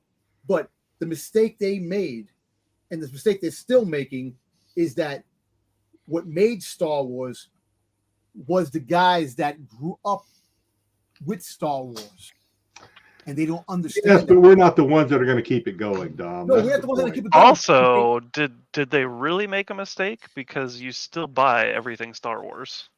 No, they didn't. They got you. They got you by the brand balls. No. They know you guys will show up There's regardless. certain things that Like if are- I They hate don't- something, I don't buy it. Like I don't. It's not that I hate anything. It's just that I buy the legacy characters, stuff I like that I grew up with. Boba Fett is what I grew up with, and Yeah, Boba but don't Fett you only sells. need one They want Boba money? Fett? they Pop? want money, but they don't fucking make the stuff that they should be doing. Make a Boba Fett fucking animated series. 20 years from New Hope, from Revenge of the Sith to fucking goddamn Ride to Skywalker. It's 20 years, 30 years, or whatever. There's a whole bunch of fucking history that they can make with Boba Fett. But why? Was he in a don't they pit? do it? What? They're not Wasn't going he to in a make it pit? though because you guys all complained that the Boba Fett Because show Boba was Fett terrible. It So was terrible. The Why mod- why would they fucking, why would they make an anime? the Why would they Vesper- make the an Vesper- animated show? The Vesper fucking mob gang. Give me a fucking break. You guys All right, are Fucking like friendly mob stabbing boss? yourselves in your own hearts No. because you're complaining and then you're like, I The want only them to thing do they this. could do with Boba Fett now is go back and probably do an anime and go back to the badass younger days of Boba Fett. There's not going to be any future Boba Fett. Put him in a corner, feed him tapioca, and move on with characters that aren't from the Skywalker's timeline. If I could just say something. something, I know we're beating this thing to death, but Go ahead, since Jedi. Dom brought up, fans can do it better or whatever. I would just caution that I believe one of the I hate to keep bringing it up and beating it up, but I believe the writer of the Marvel's screenplay got noticed because a big reason she got noticed and was given this opportunity was because of her fan fiction. So just be careful when we say fans can do it better, because that's not. All right, we beat this Not Star really. Wars horse dead. About to move on. The Void will reportedly appear in Thunderbolts. It is reportedly becomes an entire realm that the characters will be able to enter in the third act of the film. Interesting. There you go, writers. Any of this. I don't know. I don't care about the Thunderbolts. The only one I care about on the Thunderbolts team is Winter Soldier. Yeah. Rosa, I like the Norman Osborn Thunderbolts, man. Yeah. Under Siege, Dark Reign. Yep. That's what I like. That would have been a cool Yep. route to take. Yep. In order to get the show back on track, all future segments are only allotted 5 seconds. So you need to get the clock. You need to get a counter in the corner for each story. I've been on a show with a clock. The end of that show did not go very well, and I have not been back since. Yeah. I also don't care for the Century casting, so I don't really care. Yeah, I don't care about I him just either. don't understand the mashup of such an overpowered character with the Thunderbolts. Oh, Janet mentioned the Void in Quantum Mania. Is that a sexual reference? You know, like on Friday's show, I was called a monster because I said I cheered for Glenn being killed in Walking Dead. You monster! I hated that character. Yeah, also it doesn't make any sense, Horrible. like you said, about having like the Thunderbolts and then you have Sentry. Like that's such a power misstep. Yeah. You want a wacky tale. You want just a wacky story with the Thunderbolts. It's a weird like you would get from Glenn to die. Like you would get from a Doom Patrol story. Suicide Squad. I'd be okay if it did like a Suicide Squad type thing. Yeah. Mm-hmm. I don't think you're a monster, man, because if Glenn doesn't die, then we do not get the shit. What's his name? The bad guy. Negan. Thank you. Yeah, we do not get Negan if he doesn't do that. Do that to Glenn. Negan, I don't think you're comic book. I don't think you're a monster. Thank you. I'm glad somebody does it. Besides that, Carl should have died in the first episode. Thank you. He jacked up with the hottest chick in the zombie apocalypse. I'm good. He can die. Hey, listen, Brucifer, you are a monster. End of story. Thank you. I try. I've been called a lot worse. So moving forward in the real world, what? Insomniac's Wolverine game is reportedly slated for 2025. It will be dark and violent and feature Madripoor and will only be exclusive to PS5. Wow, a Wolverine game that's dark and violent. Go imagine. Ooh. Only for PS5? Yeah. Yes, I have it's Xbox. Sony. Womp womp. Boo. Dark and violent because it's only going to be on I don't PS5. like exclusives. Womp I don't womp. like when complaining. They do. On one box. Well, they did do what they did for Spider-Man and Spider-Man 2 and Miles Morales Spider-Man. It's going to be a great game. Yeah, too bad we all can't play it. I would love to play. I would love to play the Spider-Man games, but I can't because I have an Xbox. So, ooh, you can get a PS5 Slim. Yeah, I mean, if I want to go spend another $400, I can get a lot of things. I'm not going to. Like I just spent $400 on the new Xbox. Like I don't want to go spend another $400 on a new PlayStation. You made the wrong choice, buddy. I made the right. I'll take my Bethesda exclusive, sir. Thank you. That's nice. Those games suck anyway. Next up, Fantastic Four is reportedly set to begin filming in January. I'm not excited for this movie. Does that seem right? I'm not excited. I'm not. If they're going to set to begin filming in January, that means they've cast it already, correct? Yep, they cast everyone. This is one of the few movies I'm actually looking forward to. I never understood. I never understood the whole love of Fantastic Four. Nobody reads the comic. No one reads the comic books. Nobody cares about the comic books. It's all about Doom. People love Doom. I really don't want to see Pedro Pascal as Mr. Fantastic. So, well, unfortunately, but you got those movies that came out in the 2000s or whatever. Those movies were awesome. I loved them. For somebody who didn't read comic books growing up, I love that crap. It was so awesome. I'll take a Chickless thing. Yeah. I didn't mind Chickless thing. I did. I kind of minded the Jessica Alba. That didn't feel right to me, but it was okay. It was for the time. It was fine. I like the Australian guy. Torch, you know? Grunfeld or whatever his name is that played Reed. Mm-hmm. He was all right. And what's his face? Johnny was fun. What was worse, a dancing Tobey Maguire or a dancing Reed in that second? Was the second one? Ooh, where he was stretching and dancing around? What was worse? Oh, They were both Nothing's bad. worse than Tobey Maguire dancing. Well, the Toby one's pretty bad. Johnny Cage as Ghost Rider. That was worse. Oh, Nick You know, Cage I is actually like Nick Cage is Ghost I mean, Rider. I mean Nick Cage. The man I had didn't know he tax danced problems. in Leave it. him alone. I didn't know he danced in that movie. No, that's not bad. The movie was. He felt like he danced. Oh, okay. I like the first He one. The danced like second no one, one was not so watching. I much. like the first one myself too. Yeah, I like the first one. Yeah, the only thing I really care about is Doom. So as long as they get Doom Yeah. right. Yeah, that's all I care about because Marvel needs. It's what Marvel's missing is a good cross arc villain that can run the gambit for a while in a handful of movies Mhm. and be a big bad. The Sentry was in Dark Avengers, which is what the Thunderbolts movie really is. Yeah, Pretty with that much. dick stick casting though of everybody in that movie, I don't know. Makes sense in January around the same time as Superman Legacy. I don't know. It's just like the Thunderbolts is pretty much all Captain America clones, but pretty much all super soldiers or assassins. Yeah. There's no, It's all I don't Black know. Widows and Captain Americas. Yeah. I wanted like the Punisher, Deadpool, Red Hulk. Like I wanted that team of Thunderbolts. Not what Was we it Ghost got. Rider in that too? Ghost Rider was there too. I think so. Yeah. Yeah.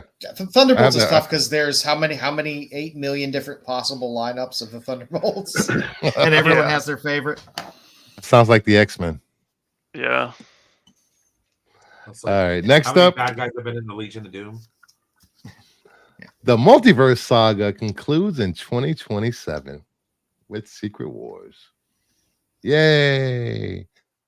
Better be Only good. another 4 more years. Yay! Is that still set to be 2027? I feel like they're going to have to change that.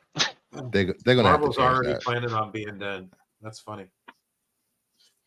The next little Marvel phase is probably going to be like a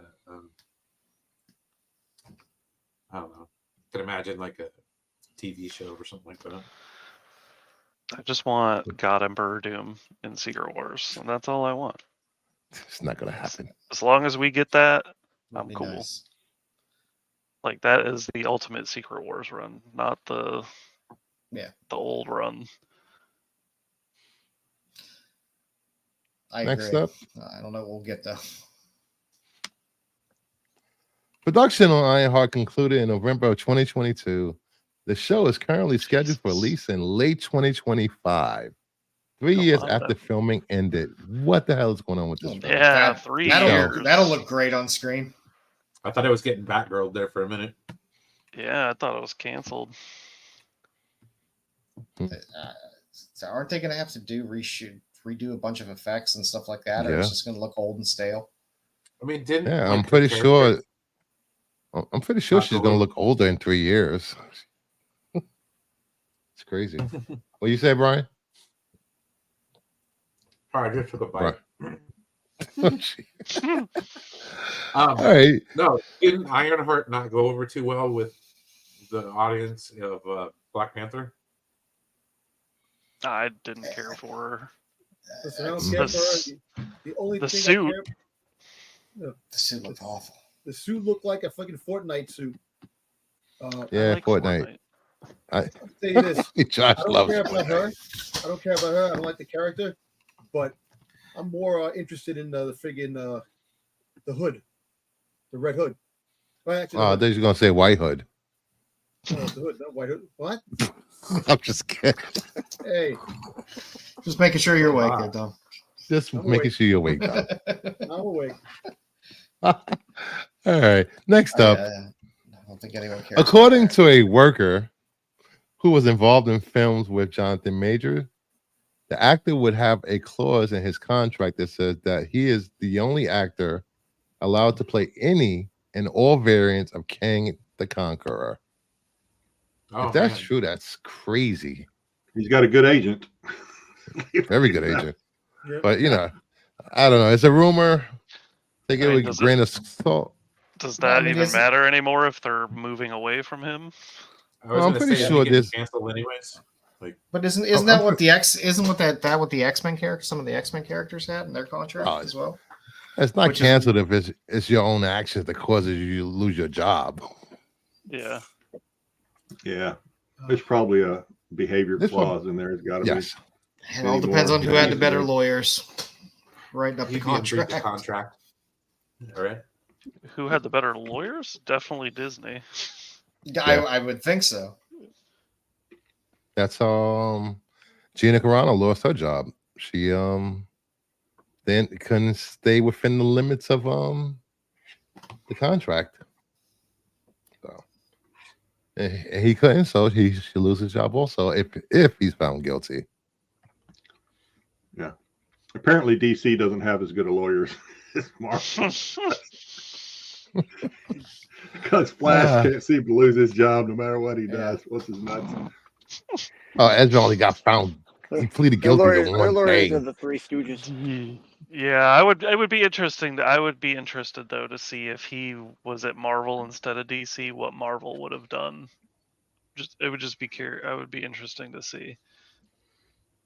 Probably not. Oh, cast you him in gotta- the first place. Well, you got to realize that what happened to James Gunn is probably why he stood by Ezra for so long. Yeah. Well, the problem is, Well, You know, I mean, a lot of Ezra the- did have legitimate assaults and things Yeah. like that, whether they were charged or not. He Yeah. had legitimate things that happened, whether you felt those were enough to dismiss him from his job or not is another story. But well, the he problem had was legitimate. It's not like there was a rumor that he was Yeah. beating up girls in bars. He was Yeah. doing that. No, Throwing chairs at him or whatever he was doing. yeah, I mean his behavior is pretty shitty. Next up, James Gunn shares the wall collage in his production office for Superman Legacy, which is Superman for All Seasons, which was a great read if you haven't read it. So is there any hidden things in here? Just the Tim Uh-huh. Sale stuff. I already looked. Yeah, no, I was looking today too. I was Jeff zooming in, I Loeb was and Tim Sales. Only complaint I had about this was Superman's chin. Like, what the hell? But you know, people gonna whine and complain about the red, blue, and the red and blue. They're gonna complain about the underwear. What? They're gonna complain Yeah, about I'm the not- belt. Yeah, it's a big I thing I don't on like how Twitter the about S this. looks. I don't like I'm how not the S complaining looks. about anything. Oh, they don't want the S on his cape. That's a big thing too. No S on the cape. I don't give a shit. Who Just gonna make doesn't a want movie. that? People. I want him to be able to take his cape off and throw it at him like Christopher Reeve. I want the old mulleted Spider-Man or Superman back. Give me those long mulleted locks. That's, I just want it to be a good movie. That's all I care about. If it's good, That's it. Good. Here we I'm go. excited. I like the casting, so I'm excited. Lady Gaga and Beyonce are rumored to be in a remake of the classic Thelma and Louise. Oh, dear Oh, God. there's no reason for that. yeah, There's no reason for these two to be acting. yeah. Hey, Lady Gaga's a great actress. Just, So just stop. Beyonce's Just I didn't stop say she making. was. Stop making shit. Just stop Don't talk about remaking Beyonce. shit. Come Yeah. on, it's gonna make money. I feel like they just keep throwing these things at us until we just get tired and say, I don't care anymore. And that's kind of where I'm at with this. I don't even care. Whatever. It makes me angry. I'm to the point where it makes me angry because it's like, come on. It should make Just- me angry, but I'm just callous to it. I'm just I I can't. mean, it's deal not with even it up my anymore. alley, but Right. you know. I'm going to give you another movie with this one. Which one would you rather have? A remake of Thelma and Louise or a remake of Two on Boo? That was a great Who? movie. I've never I- seen that one. With I Patrick Swayze? prefer to have neither because Yeah. That was a both, great movie. Is there a Such a C good option movie. there? but both make No. sense in their time. Yes, Saturday Yes. Night with Sticks. Birdcage. I I'd rather see Saturday Night with Sticks. I don't know. Movies like this, they just don't. You have to update it for the time, and then it kind of loses something in that translation a lot of times. Because they take out all the stuff that can't be in those movies back down, and now they put new movies. They change things to fit the narrative now. So that's I just don't. I can't imagine having any impact whatsoever. I mean, when Thelma and Louise came out, that movie had cultural impact at the time it came out. This is just looks like a lazy cash grab. So this is didn't they meet Brad Pitt? Didn't they meet Brad Pitt at a gas station or something in this movie? Yes. Yeah. So that's out. So they're gonna have to meet. They're gonna meet somebody at a electric charging station because they're gonna be driving. It's gonna be an electric car. They're gonna hold hands and drive that Prius right off that cliff. Oh, Degrassi said, "Remember when Clint Eastwood was going to make A Star Is Born with Beyonce and Will Smith?" But he didn't. Oh, thank God! It didn't happen. Yeah. So instead of meeting Brad Pitt, they're gonna see Ludacris or friggin' Tyrese. That's gonna be the character in there. Brad Pitt was great in True Romance. Still no Ghost too. Yeah. I'd rather have Barbara Streisand. Or Vin Diesel. You put somebody in there because we're family. Yeah, Man, I didn't hate a Star Is Born remake. I don't think I ever saw the original. It was remade twice. Third, yeah, it was a third. Yeah, the third time. Yeah, I don't think I saw the first two, so maybe that's why I didn't mind so much. That's what kids are gonna say when they see this. I don't mind this because I never seen the original. Yeah, I don't think they're remaking this for me. So okay. You know, Go look, for at it. the end of the day, Hollywood's dead. They don't know what to make anymore. There's no original ideas. Hollywood's not dead, Dom. They don't know what to make anymore. They don't know how to make. We hate progress. Jedi and they're Dom. making for. They need to pick I'm movies just that tired. are older than we are. I've never seen the original Thelma and Louise, and I'm not going to go see this one. So I don't. Just like, never mind. I got a feeling I'm going to be looking at Bruce for the way I used to look at Marco on Star Wars when it went like 3.5 hours. I mean, All right. The new trailer for Aquaman and the Lost Kingdom has been released. I thought it was great. I did a review on it, reaction to it video. If you want to know my reaction to this, please go check out my video. We should watch it. I haven't seen it yet. No, I can't watch it online. Black Manta looks great in it. Oh, what happened to me? I'm not monetized yet. The rest of it's a little ho-hum.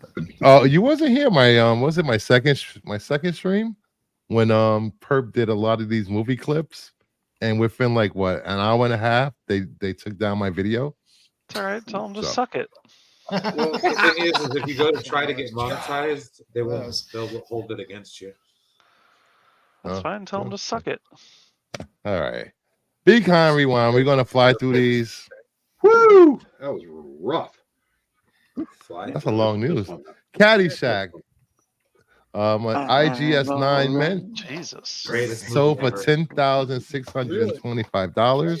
Fantastic movie. Great movie. Great movie. It would never make this today. Was it sealed? Didn't say if it was sealed. It's like reaching under a rug.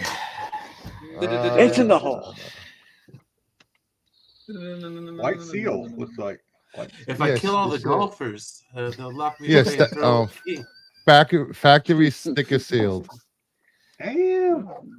The Godfather Part 2, Beckett 8.5. A seal is an A. Right. Sold for $7,500. Wow.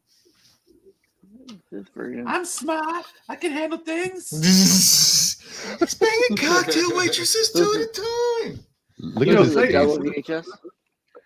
Say what you want about like, is it worth it, or is this stupid? Just, to me, the fact that these movies are sealed is just amazing to me. This like half a century later. Years later. Yeah. Yeah, that plastic should have deteriorated by now. Speaking of which, Max wanted me to tell you, Josh, one of his tapes broke. He blames you. Oh no, the tape broke. Raiders of the Lost Ark. Canadian version, VGA 85, sold for Great. $6,875. There you go. Kathleen Kennedy worked on that movie. Wait, this is when Lucasfilm was great. There's also Steven Spielberg, so Kathleen Kennedy was just getting coffee at this time. we know Also, what George happens Lucas when had a George say in Lucas. this movie too. Well, yeah, but not as much as Thankfully, he didn't have as much to say as he did on Crystal Skull, because Oh, yeah, Yes, That movie the was film straight does ass. deteriorate. Listen, Raiders of the Lost Ark, Temple of Doom, and friggin' Last Crusade was the best. That's dude. I love Crusade. that That's movie. it. That's the end of the Raiders of But the Lost George Ark. Lucas That- did Crystal Skull, didn't he? It was awful. I think I have this one. Oh, okay. He did the sequel, prequels too. Okay.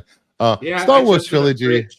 I jumped in a fridge, guys. VGA 85 sold for $3,250. Nice. I have this somewhere. This is the Survived repack the version. nuclear I blast think. and everything. Yeah. Suckers. So there's two different versions. This one and there's another one that had like Darth Vader on the cover. From Yeah, 88. Oh, I think I had this one. I wonder how they Oh, that determine the looks cool. grades on the seal on the plastic. Uh, The plastic Sure. seal on this is at 85. Can I they, think can Ruben they has Yeah, I tell don't know this how them- they make sure that's authentic or not. I was wondering like- the same thing. It's not Can like you they did a reshrink whole it? lot of like. Carbon Can you dating. reshrink it? Like, I think Yeah, Max it It's said not like they did a the lot water. of tamper stealing and stuff back then, so it seems like you could just. I think Max said the watermarks, the watermark stickers was holding the plastic. I don't know. I think That's what Max you said. got the experts for. Yeah. Experts and you need to- everything. You need to get the ones that were a bitch to open, where you got to squeeze the sides and like sit there and like try to jam the damn tape out of it. That you get from Pretty the in- rental places. Oh yeah. Pretty in Pink VGA 80 sold for $2,250. really? That's a great. the movie. least exciting of the Molly Ringwald movies. Yeah, it was kind of This is a boring. good movie. My same here. My least favorite. Molly Oh, Ringwald I like movie. that. You like that transition? I'll go 16 candles all the time. Lights, camera, action. Spotlight on Michael Bay this week. Yeah, that looks about right. Who?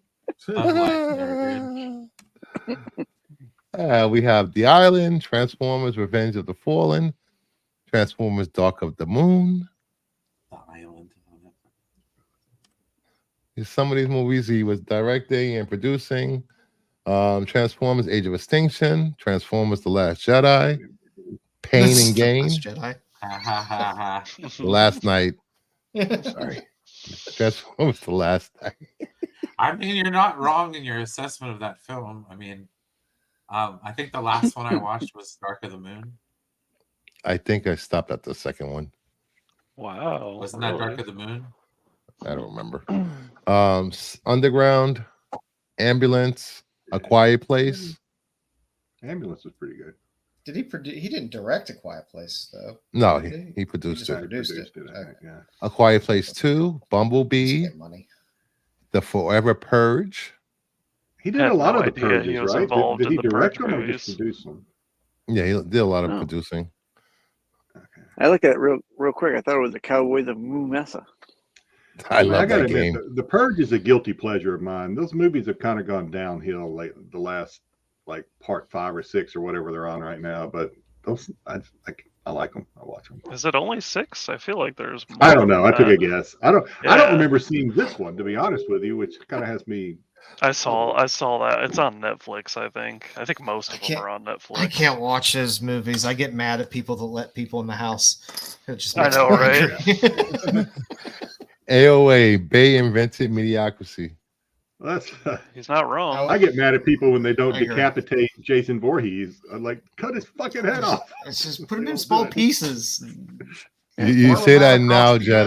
Jedi, until you're in the bathroom, you have to run in a towel. No, I'm cut. When he's down, I'm cutting that fucker's head off. Mark my words. I don't care if I got to use a butter knife. That head is coming off. Jason versus Jedi. All right. Timeless. Transformers, directed by Bay, starring LaBeouf, Tyrese Gibbons, Josh Duhamel, Anthony Anderson, Megan Fox, 2007. Who picked this? This was my pick. Okay. Yeah, I mean the the Transformer movies aren't the best movies, but I've Correct. enjoyed them all. I've enjoyed them all. I mean, I like a lot of different things, and I guess I'm just not that passionate about one thing to get upset about something. I just watch it and enjoy it. So that's why I picked this. Shots fired. I'd rather have Transformers than not have Transformers. So I'm just gonna enjoy it to the best of my ability. I think I stopped watching it because I had such fond memories of the 80s cartoons. So I just stopped watching it. Yeah. I think that I like this movie. I don't know if the Transformers universe has progressed a lot. It seems like it's the same effects over and over with a slightly different story. But as far as this movie, when this movie came out, it was like jaw dropping. You were like, what? Yeah. I mean, it was like crazy cool. So yeah, this is a good pick. Nice. Next up, Bad Boys, directed by Michael Bay, stars Martin Lawrence, Will Smith, Tia Leone, released in 1995. So this was my pick. I guess the only thing I'll say about this movie is that when you're the last person to pick a movie, this is what you get. I was running. There's no time travel in this movie. There's no time travel. I don't think there's any Michael Bay time travel movie, but Who? Doctor Who.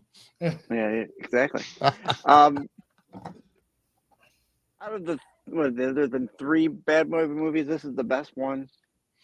This is probably the best Martin Lawrence movie, unless you count the one where he goes back in time as his Jets jersey. You didn't like Big Mama's House? Oh my God! The one where he goes back. Oh my God! That was horrible. He's fantastic in The Beach Bum. If you haven't seen it, he's amazing. And I'll admit I haven't seen his entire portfolio of movies, but what I have seen, this is probably the best one. I love old Martin Lawrence. And older Martin Lawrence nowadays, I enjoy him. Like, I'll watch his show. I like his TV show back in the day, like immensely. But that was so funny. Not a bad pick. Will Smith and Martin Lawrence had very good chemistry in this movie. Yeah. And I don't know. I think I watched the second one. I don't know if I've ever watched the third one or however far. They had really good comedic side partner sidekick type of chemistry in this movie. I've watched all of them. They do have a good Big Mama's House was funny. All right, next up, Bad Boys 2. Stars Martin Lawrence, Will Smith, Teresa Rando, Joe Pantoliano. Released in 2003. This was Perp's pick. He had to go. This pretty much sums up everything that they have great chemistry. This was summer blockbuster again. Oh yeah, that came out. Yeah, I like Blue better. Like late May, early June. Yeah. There were some fun summer movies. Thank you, Perp. Most of them it's funny. Most of them was Will Smith from the 90s. Well, yeah, because Men in Black was amazing. Wild Wild West. Come on now. No. Yeah, the song was amazing for that. Wild Wild West was a movie. The only good thing Kevin Kline ever did was Phoebe Cates. It was a movie. Was that Cool Mo D? Wild Wild West? Is that true? Yes. Yes. That was a song. That was a good movie. That was a good song. I used to have that tape. It was a good song. One of my favorite songs. The Rock.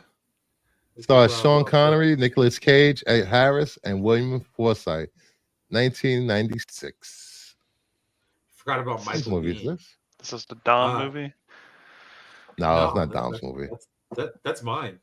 This was left after he went through like 4 movies that were already picked. I was pissed. I was like, oh, what about Armageddon? He's like, no, that one's taken. I'm like, son of a bitch. So I was running out of movies. He's only got so many good movies.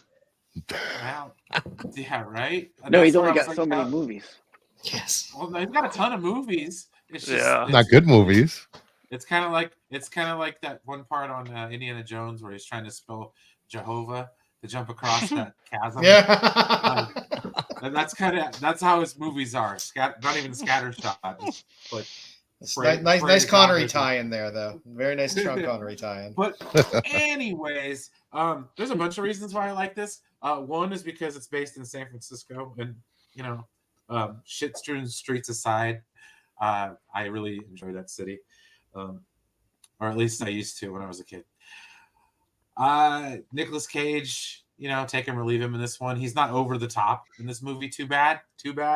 I mean, there's like one or two scenes where he's like, "Come at me, General Humble," and it's like, no, bro, calm down. Ed Harris was good in this movie, and seldom you get to see that.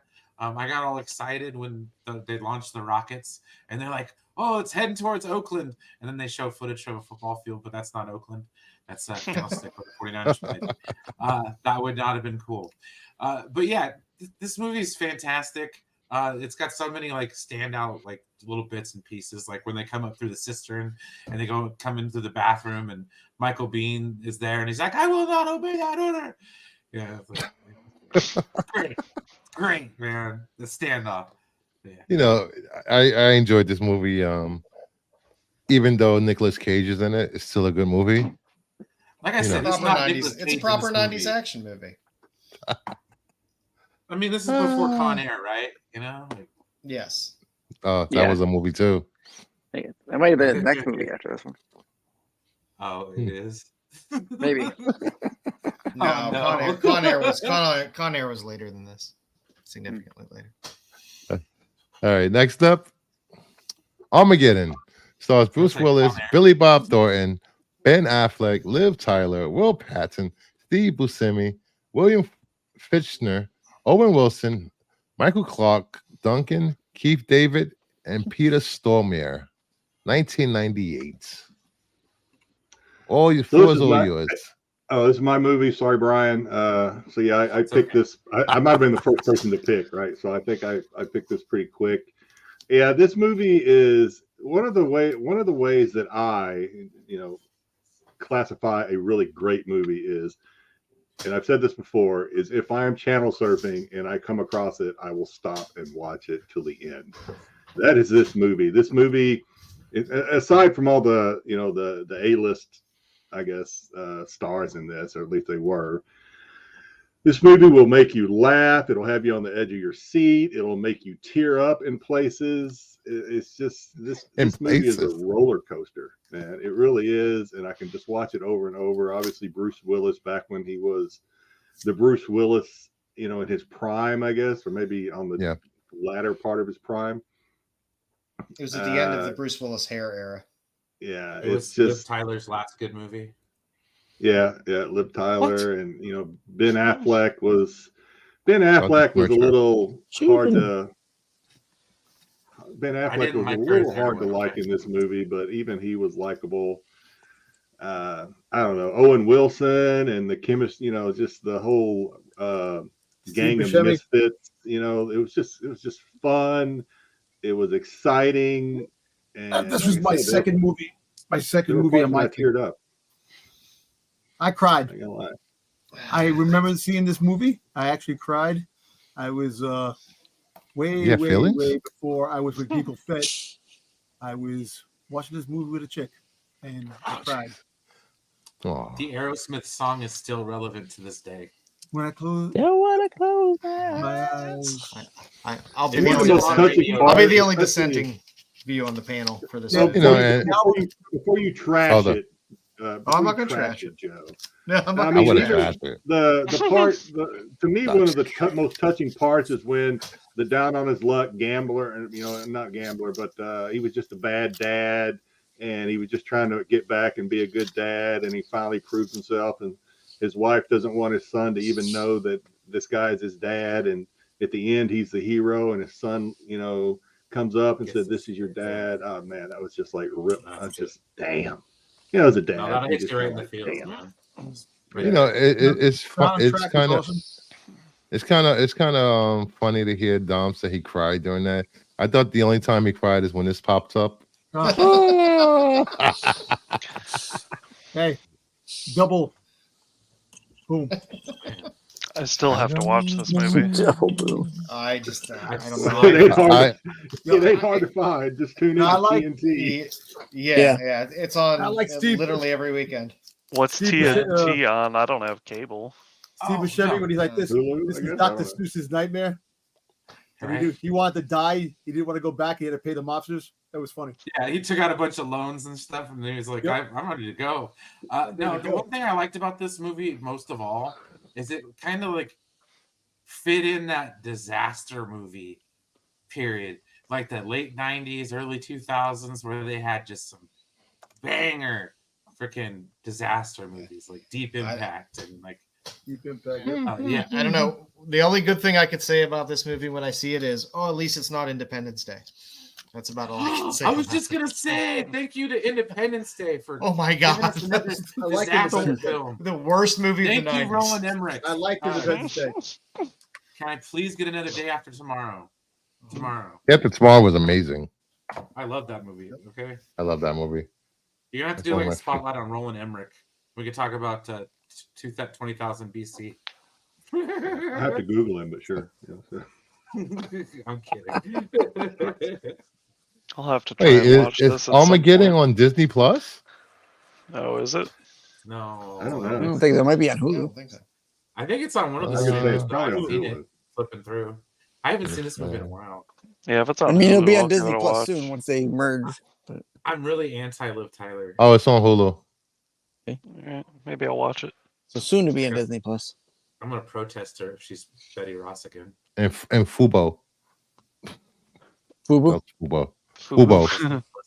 Now the soundtrack, this was a great '80s soundtrack. I loved it. All the guys in the sound, all the performers. Yeah, a lot of Great Aerosmith. music, good movie. Yep. Yeah. Aerosmith, Bon Jovi. You had ZZ Top. Cheap Trick. You had a whole bunch of different bands on there. I've been called See, a that cheap was trick. back when soundtracks were like almost better I've than seen movies Cheap. sometimes. I've seen Cheap Trick live before. Yeah, yeah, Brucifer. You get paid in comics. We know that. Well, it's like I'm not going to say that on air. Stop sending me comics, Dom. Stop sending me comics. The Matthew Broderick Godzilla movie. The soundtrack was better than the movie. Oh, the Robert Plant, P. Diddy song. Oh heck yeah, with Jimmy Page. Oh dude, that Jimmy was Page, amazing. yep. It had Green Day on it. That was a good soundtrack. That was a good Yeah, soundtrack. Green Day, Rage Against the Machine. I mean, it had all kinds of stuff. All right. Although Next that up. isn't that ironic thinking about it though? Rage Against the Machine in a Hollywood movie. No, Yeah, they do a lot of things that kind of right. making music supposedly for the against. at that point. We have a music video. The Vinyls, I Touch Myself, directed by Michael Bay, released in Who picked 1990. this? Oh, That would be me. This was my Michael Bay protest no, I'm vote. kidding. Um, Nice. this Hey, hey, I'll take Michael it. Bay is known for explosions, so here you go. It's a little different type of explosion, but explosions nonetheless. Yes, I was yeah. the one that picked out. I did these screenshots for him because I knew these were the shots he was looking for. Yeah, so he directed this. I believe this was up for 3 MTV She's Music really Awards bent over. or Video Awards. Yeah, 3 it's, MTV.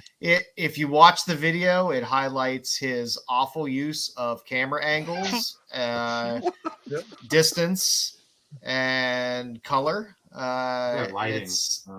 And lighting. Yeah, Not wrong anyway. It's rough.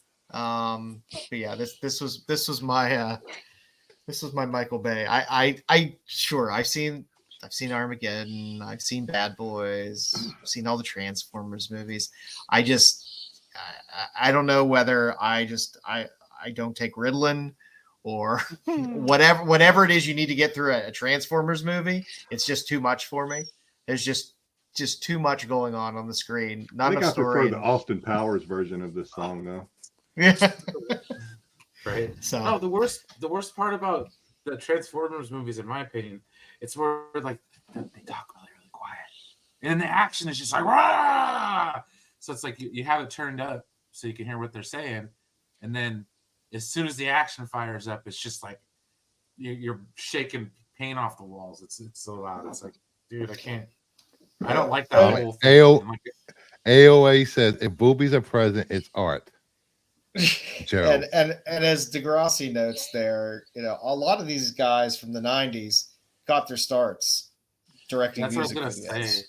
I picked a Zack Snyder video. Didn't he do a Collective Soul? I tried to pick a Zack Snyder video for when we were doing Zack Snyder, but all right. Next up, Pearl Harbor, directed by. Oh, god damn it! This was my first pick, and it was a taken already. It stars Ben Affleck, Kate Beckinsale, Josh Hartnett, Cuba Gooding Jr., Tom Sizemore, John Voight, Tom Fiore, and Alec Baldwin. Holy crap! This is wow. Everybody's in this cast has been in trouble with the police. Except for Colm Fiore and Kate Beckinsale. And Kate Beckinsale. 2001. Do we know of? Well, this is my movie. I actually this is hold on. This is Red's Fault for directed by. That's what I was saying. That's right. No, but this is my movie. I enjoy this movie. It's a produced it, right? it's a over-exaggerated history piece of Pearl Harbor. It just had a very good theme. It actually was a love story, of course. You had the Josh Hartnett and Ben Affleck trying to catch the affection of Kate Beckinsale. We all know that. But just the story was pretty. The story was pretty good. A lot of action. It was a hell of a cast that was in this movie, and it was very exciting. It was action packed, and it had a lot of really good choreography and special effects and stuff like that for this movie to really take off. Like I remember when I saw the coming attractions to this, the scene when the kids are playing and the Japanese planes are going over them, and when D-Day was going to happen, Pearl Harbor. Yeah. Like that. But didn't this movie release like at an awkward time too? Like it did. 9/11. It just right after 9/11. So it was like, oh. Yeah. I think it did. I think it No, did. 9/11 wasn't it? Oh no, my 2001. Yeah. So yeah, this movie every time it comes on, I watch it. My wife is like, she's a little puzzled why I like this movie a lot. I just like it. It was a great action war movie. Current war movie. It's a great movie altogether. Great. There's a bunch of great actors in this movie, and it just had a really good. I like the music, the music in it. It's just the composer who music in this was really was touching and great. I enjoyed it. So this movie actually released before 9/11 by a few months. It released May 25th. Oh, okay. May 25th. Yeah. But at the end of the day, it was sad. I had a tear in my eye just too, at the end. But Tom, if you ever come to Hawaii, I'll give you the tour. There's a lot of those scenes in that movie that I drive by almost every day. So. Oh, wow. I would definitely love to. One day when I get out to Hawaii, I definitely. Yeah, Bruce and Dom go to Hawaii. I actually like Alec Baldwin in this one, and that's rare because I don't like Alec Baldwin. Cap Adventures. Another thing too is I actually really have a really place in my heart for World War II. And it really I like.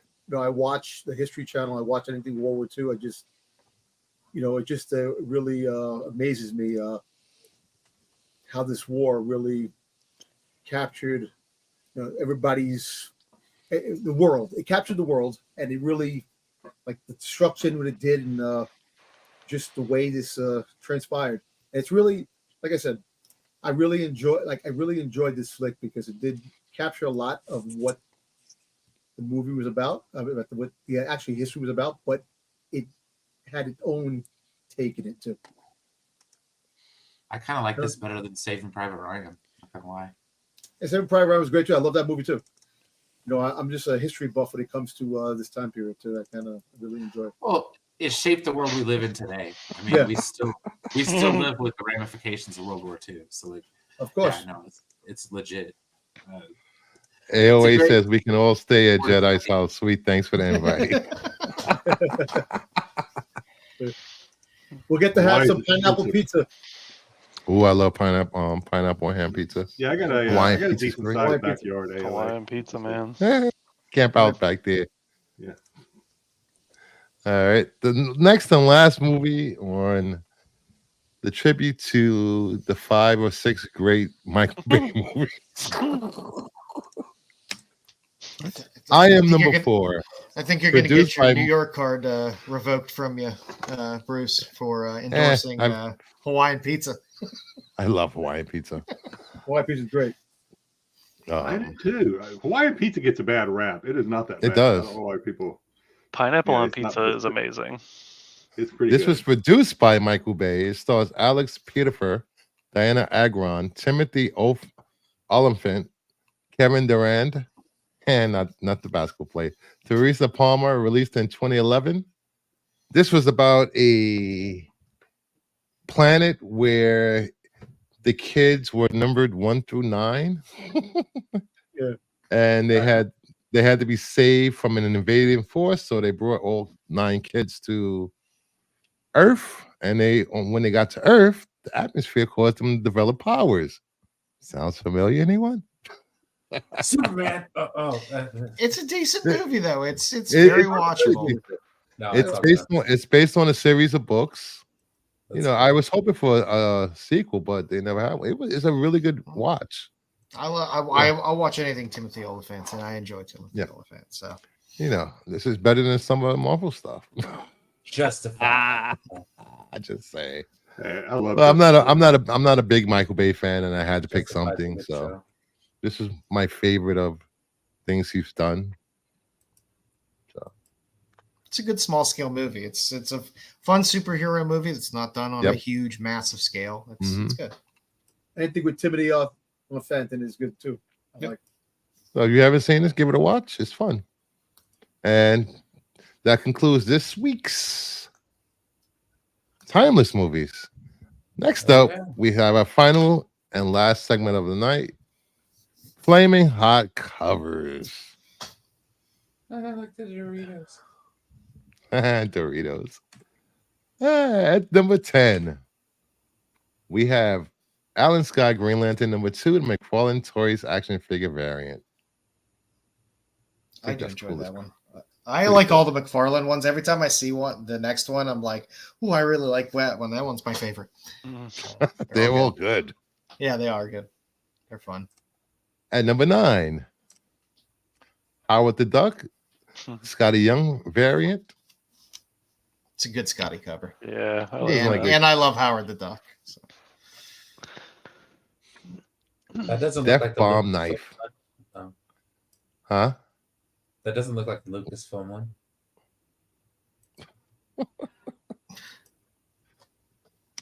At number 8, we have X-Men Blue Origins number 1, the 1 in 50 Gist variant. He's been killing it lately. Yeah, I like this cover a lot. Hello, Mystique. How are you? I'm good. Do you know who I am? At number 7, we have Detective Comics 1078, the 1 in 50 Evan Cagle variant. I love this sketch. All these detective covers have been really, really good. They have. Really solid book. Even the A and B covers have been really good. Yeah. At number 6, we have Alice Never After. Number 5, FOC Reveal variant, the Souza Micah, I believe. Yeah. Yep. It's a great cover. All right. All these Alice Never After. Finally. All these Alice Never After reveal covers have been really, really good. I've been hanging ever since I've been I've been doing videos with Joe. It just covers don't get me excited unless there's cleavage and it's the Joe's Doolin effect. I don't know if there's a cure. Let me know. I need it, I guess. But I don't. Oh, jeez. Embrace the dark side. At number Forever 5, will dominate your destiny. we have Savage Red Sonja number 2. You could tell who helped out with the list this week. I was about to say, I know who helped with this. Yeah. Either that or you're sucking up for something. I don't know all what. The Tampa Stone covers are crazy good. He's been on a roll lately. And this is just the open order A cover. It's just a goddamn great cover. That is a good cover. Yeah. Base Who's the Platinum artist Dunes. again? Who was Who the is artist? It's Dan Pessoen. I always Pessoen? botch his Okay. last name. Okay. Yeah. He needs to do some vampy covers. Degrassi said it's going to be a big week for Marvel, for McFarlane and DC. I wonder if Warner Brothers is going to do the Spawn movie. As long as McFarlane's not writing it. Yeah, I know. Please no. All right, at number 4, we have Titans Beast World #1, the Odd Germ card stock variant. Who doesn't love a little Donna Troy? That's nice. That's cool. At number 3, we have, I know, Berserker made the list. Berserker Fallen Empire #1. Prison. Damn, The 1 in 100 Prison Virgin variant. I got the 3rd volume of the hardback in the mail today for Berserker. I thought I had 1 in 100. Oh fuck no! I'm not doing a 1 in 100. They have a trade dress. They have a trade dress one. Yeah. I thought when I originally backed their Kickstarter that I had just gotten the first graphic novel hardback, but for some reason they just keep sending them to me. So I've gotten all 3 volumes. All right, and number 2. Number 2. Oh, nice. Torchy homage. Oh, this is Slide is misinformed. I don't know how that I was happened. gonna say that might be a 1 in 100 prison I do get. Now what the fuck? That is a Perverts. Let me find this. I recognize that signature. Who is that? No, it's Carla Cohn. It's Carla Cohn. Okay. I believe it's an exclusive. I think it's Bird City exclusive. I'm trying to remember what book they put this out for. Nothing ever matches books anymore. But it's basically, it's very close to a Torchy homage there.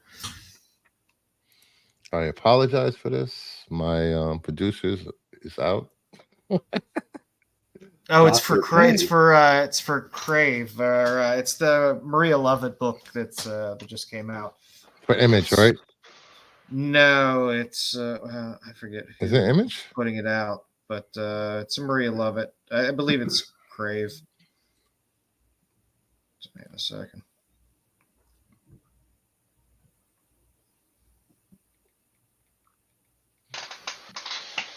Because it just started coming out. Yeah, it's Crave. It's Maria Lovett's. I like the Maria Lovett covers on it. She does all the covers that are pretty nice on it as well. Her art is pretty distinctive, but this I believe is a it's Image. It's Image. It's Image. Image is producing this. Yeah. Releasing. So this I believe is store exclusive. So, so just remember, kids, do not try to do all your slides in one day. You will miss something. And number 1, Miles Morales, number 12, the 1 in 25 Baldidian variant. I do like that cover. I really think it's like just a fun little cover. Sure. I like simple covers sometimes. Yeah, I think this is gonna fly under the radar. Probably. Yeah. I think everybody's gonna be going after some of the prison covers for that Berserker, and gonna forget about that, or going after the Basic Instinct or the Batman '89 stuff. Yeah, I don't think there's gonna be that many of those just 1 in 50s out there either. No. Because I don't know how many stores are ordering 50 copies of X-Men Blue Origins. I know. Yeah, I mean, I mean, they'll buy it, but 50 copies, Yeah. I mean, you big stores will, But be asleep. with that, that concludes our show. Holy crap, almost 2.5 hours. How'd that happen? Wrapped it up quickly. We talked Well, about I thought we were headed Where'd for the time 3.5 go? hours. That really did. Yeah. Star Talked Wars. about Star Wars. I blame it all on Star Wars. That was an hour and a half by itself. But thank you. Please hit the like button. Share this with your family, your friends, your coworkers, your guma, if you have one. And have a Christopher, I good sent you a night. picture before you go, if you could. What was that? And on Facebook, I sent you a picture to Facebook. share out for me, please, if I you will. would.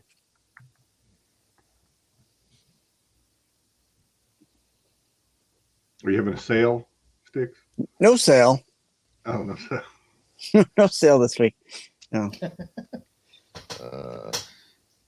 I might have Oh, some I'm just whatnot wrong. pop-ups throughout the Yeah, I'm turkey just break. running with whatnot ever since my Star Wars sale. I was so pissed. Okay. Present this. Yeah, well, you got hit with other sales that popped up at the same time too. What do you got going on, Sticks?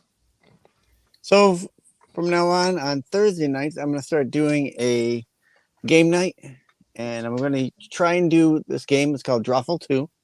It's kind of like a win, lose, or draw, where you go in and you can use your phone, and it'll give you items or questions, and you just draw what it says on the card, and people have to guess who did what. It's kind of fun once you get to know what the game is, and I'll do other different games too. That Is this an I'll try to audience find. interaction type of thing? Yeah, Oh, that's pretty cool. yeah. So I thought I'd try something like this on Thursday nights. Here's, Yeah, man. I here's the figured link. after the turkey, why not? If people want to jump on, they could. I'll try and share it out to a bunch of places, try to get some new people in and get some stuff going. Oh, really? I believe the Justice League Godzilla King Kong soundbook is coming out this week. I don't think so. It wasn't on Midtown's website. But subscribe to Sticks Boy and check out his game night Thursday night at 9:15. And come back here Friday for the other show, and followed by probably, I don't know, you guys are doing Get Off My Lawn? Yep. We will We be are. I don't know. I'm not sure what we're doing. Do you we will know be yet? shooing the kids off our lawn. Yes, we Yeah, will. we'll figure something out. I know we're doing some Halloween cover books. Thanksgiving. Doing the Oh, normal, Thanksgiving sorry, cover. Thanksgiving. I was Cover about to books. say. Joe needs a break. We're an doing idea regular with it. comic segments. I'm sure we'll cram in some other fun things in there. The news. Definitely going to do some live giveaways for the 3,000 subscribers. Oh, for Renovision that now. reminds me. We will be doing a handful. I have a bunch of books to give away, so we'll be doing some giveaways. Nice. I forgot to Figure some shit out. I forgot to We'll show roll 2 with it. pickups.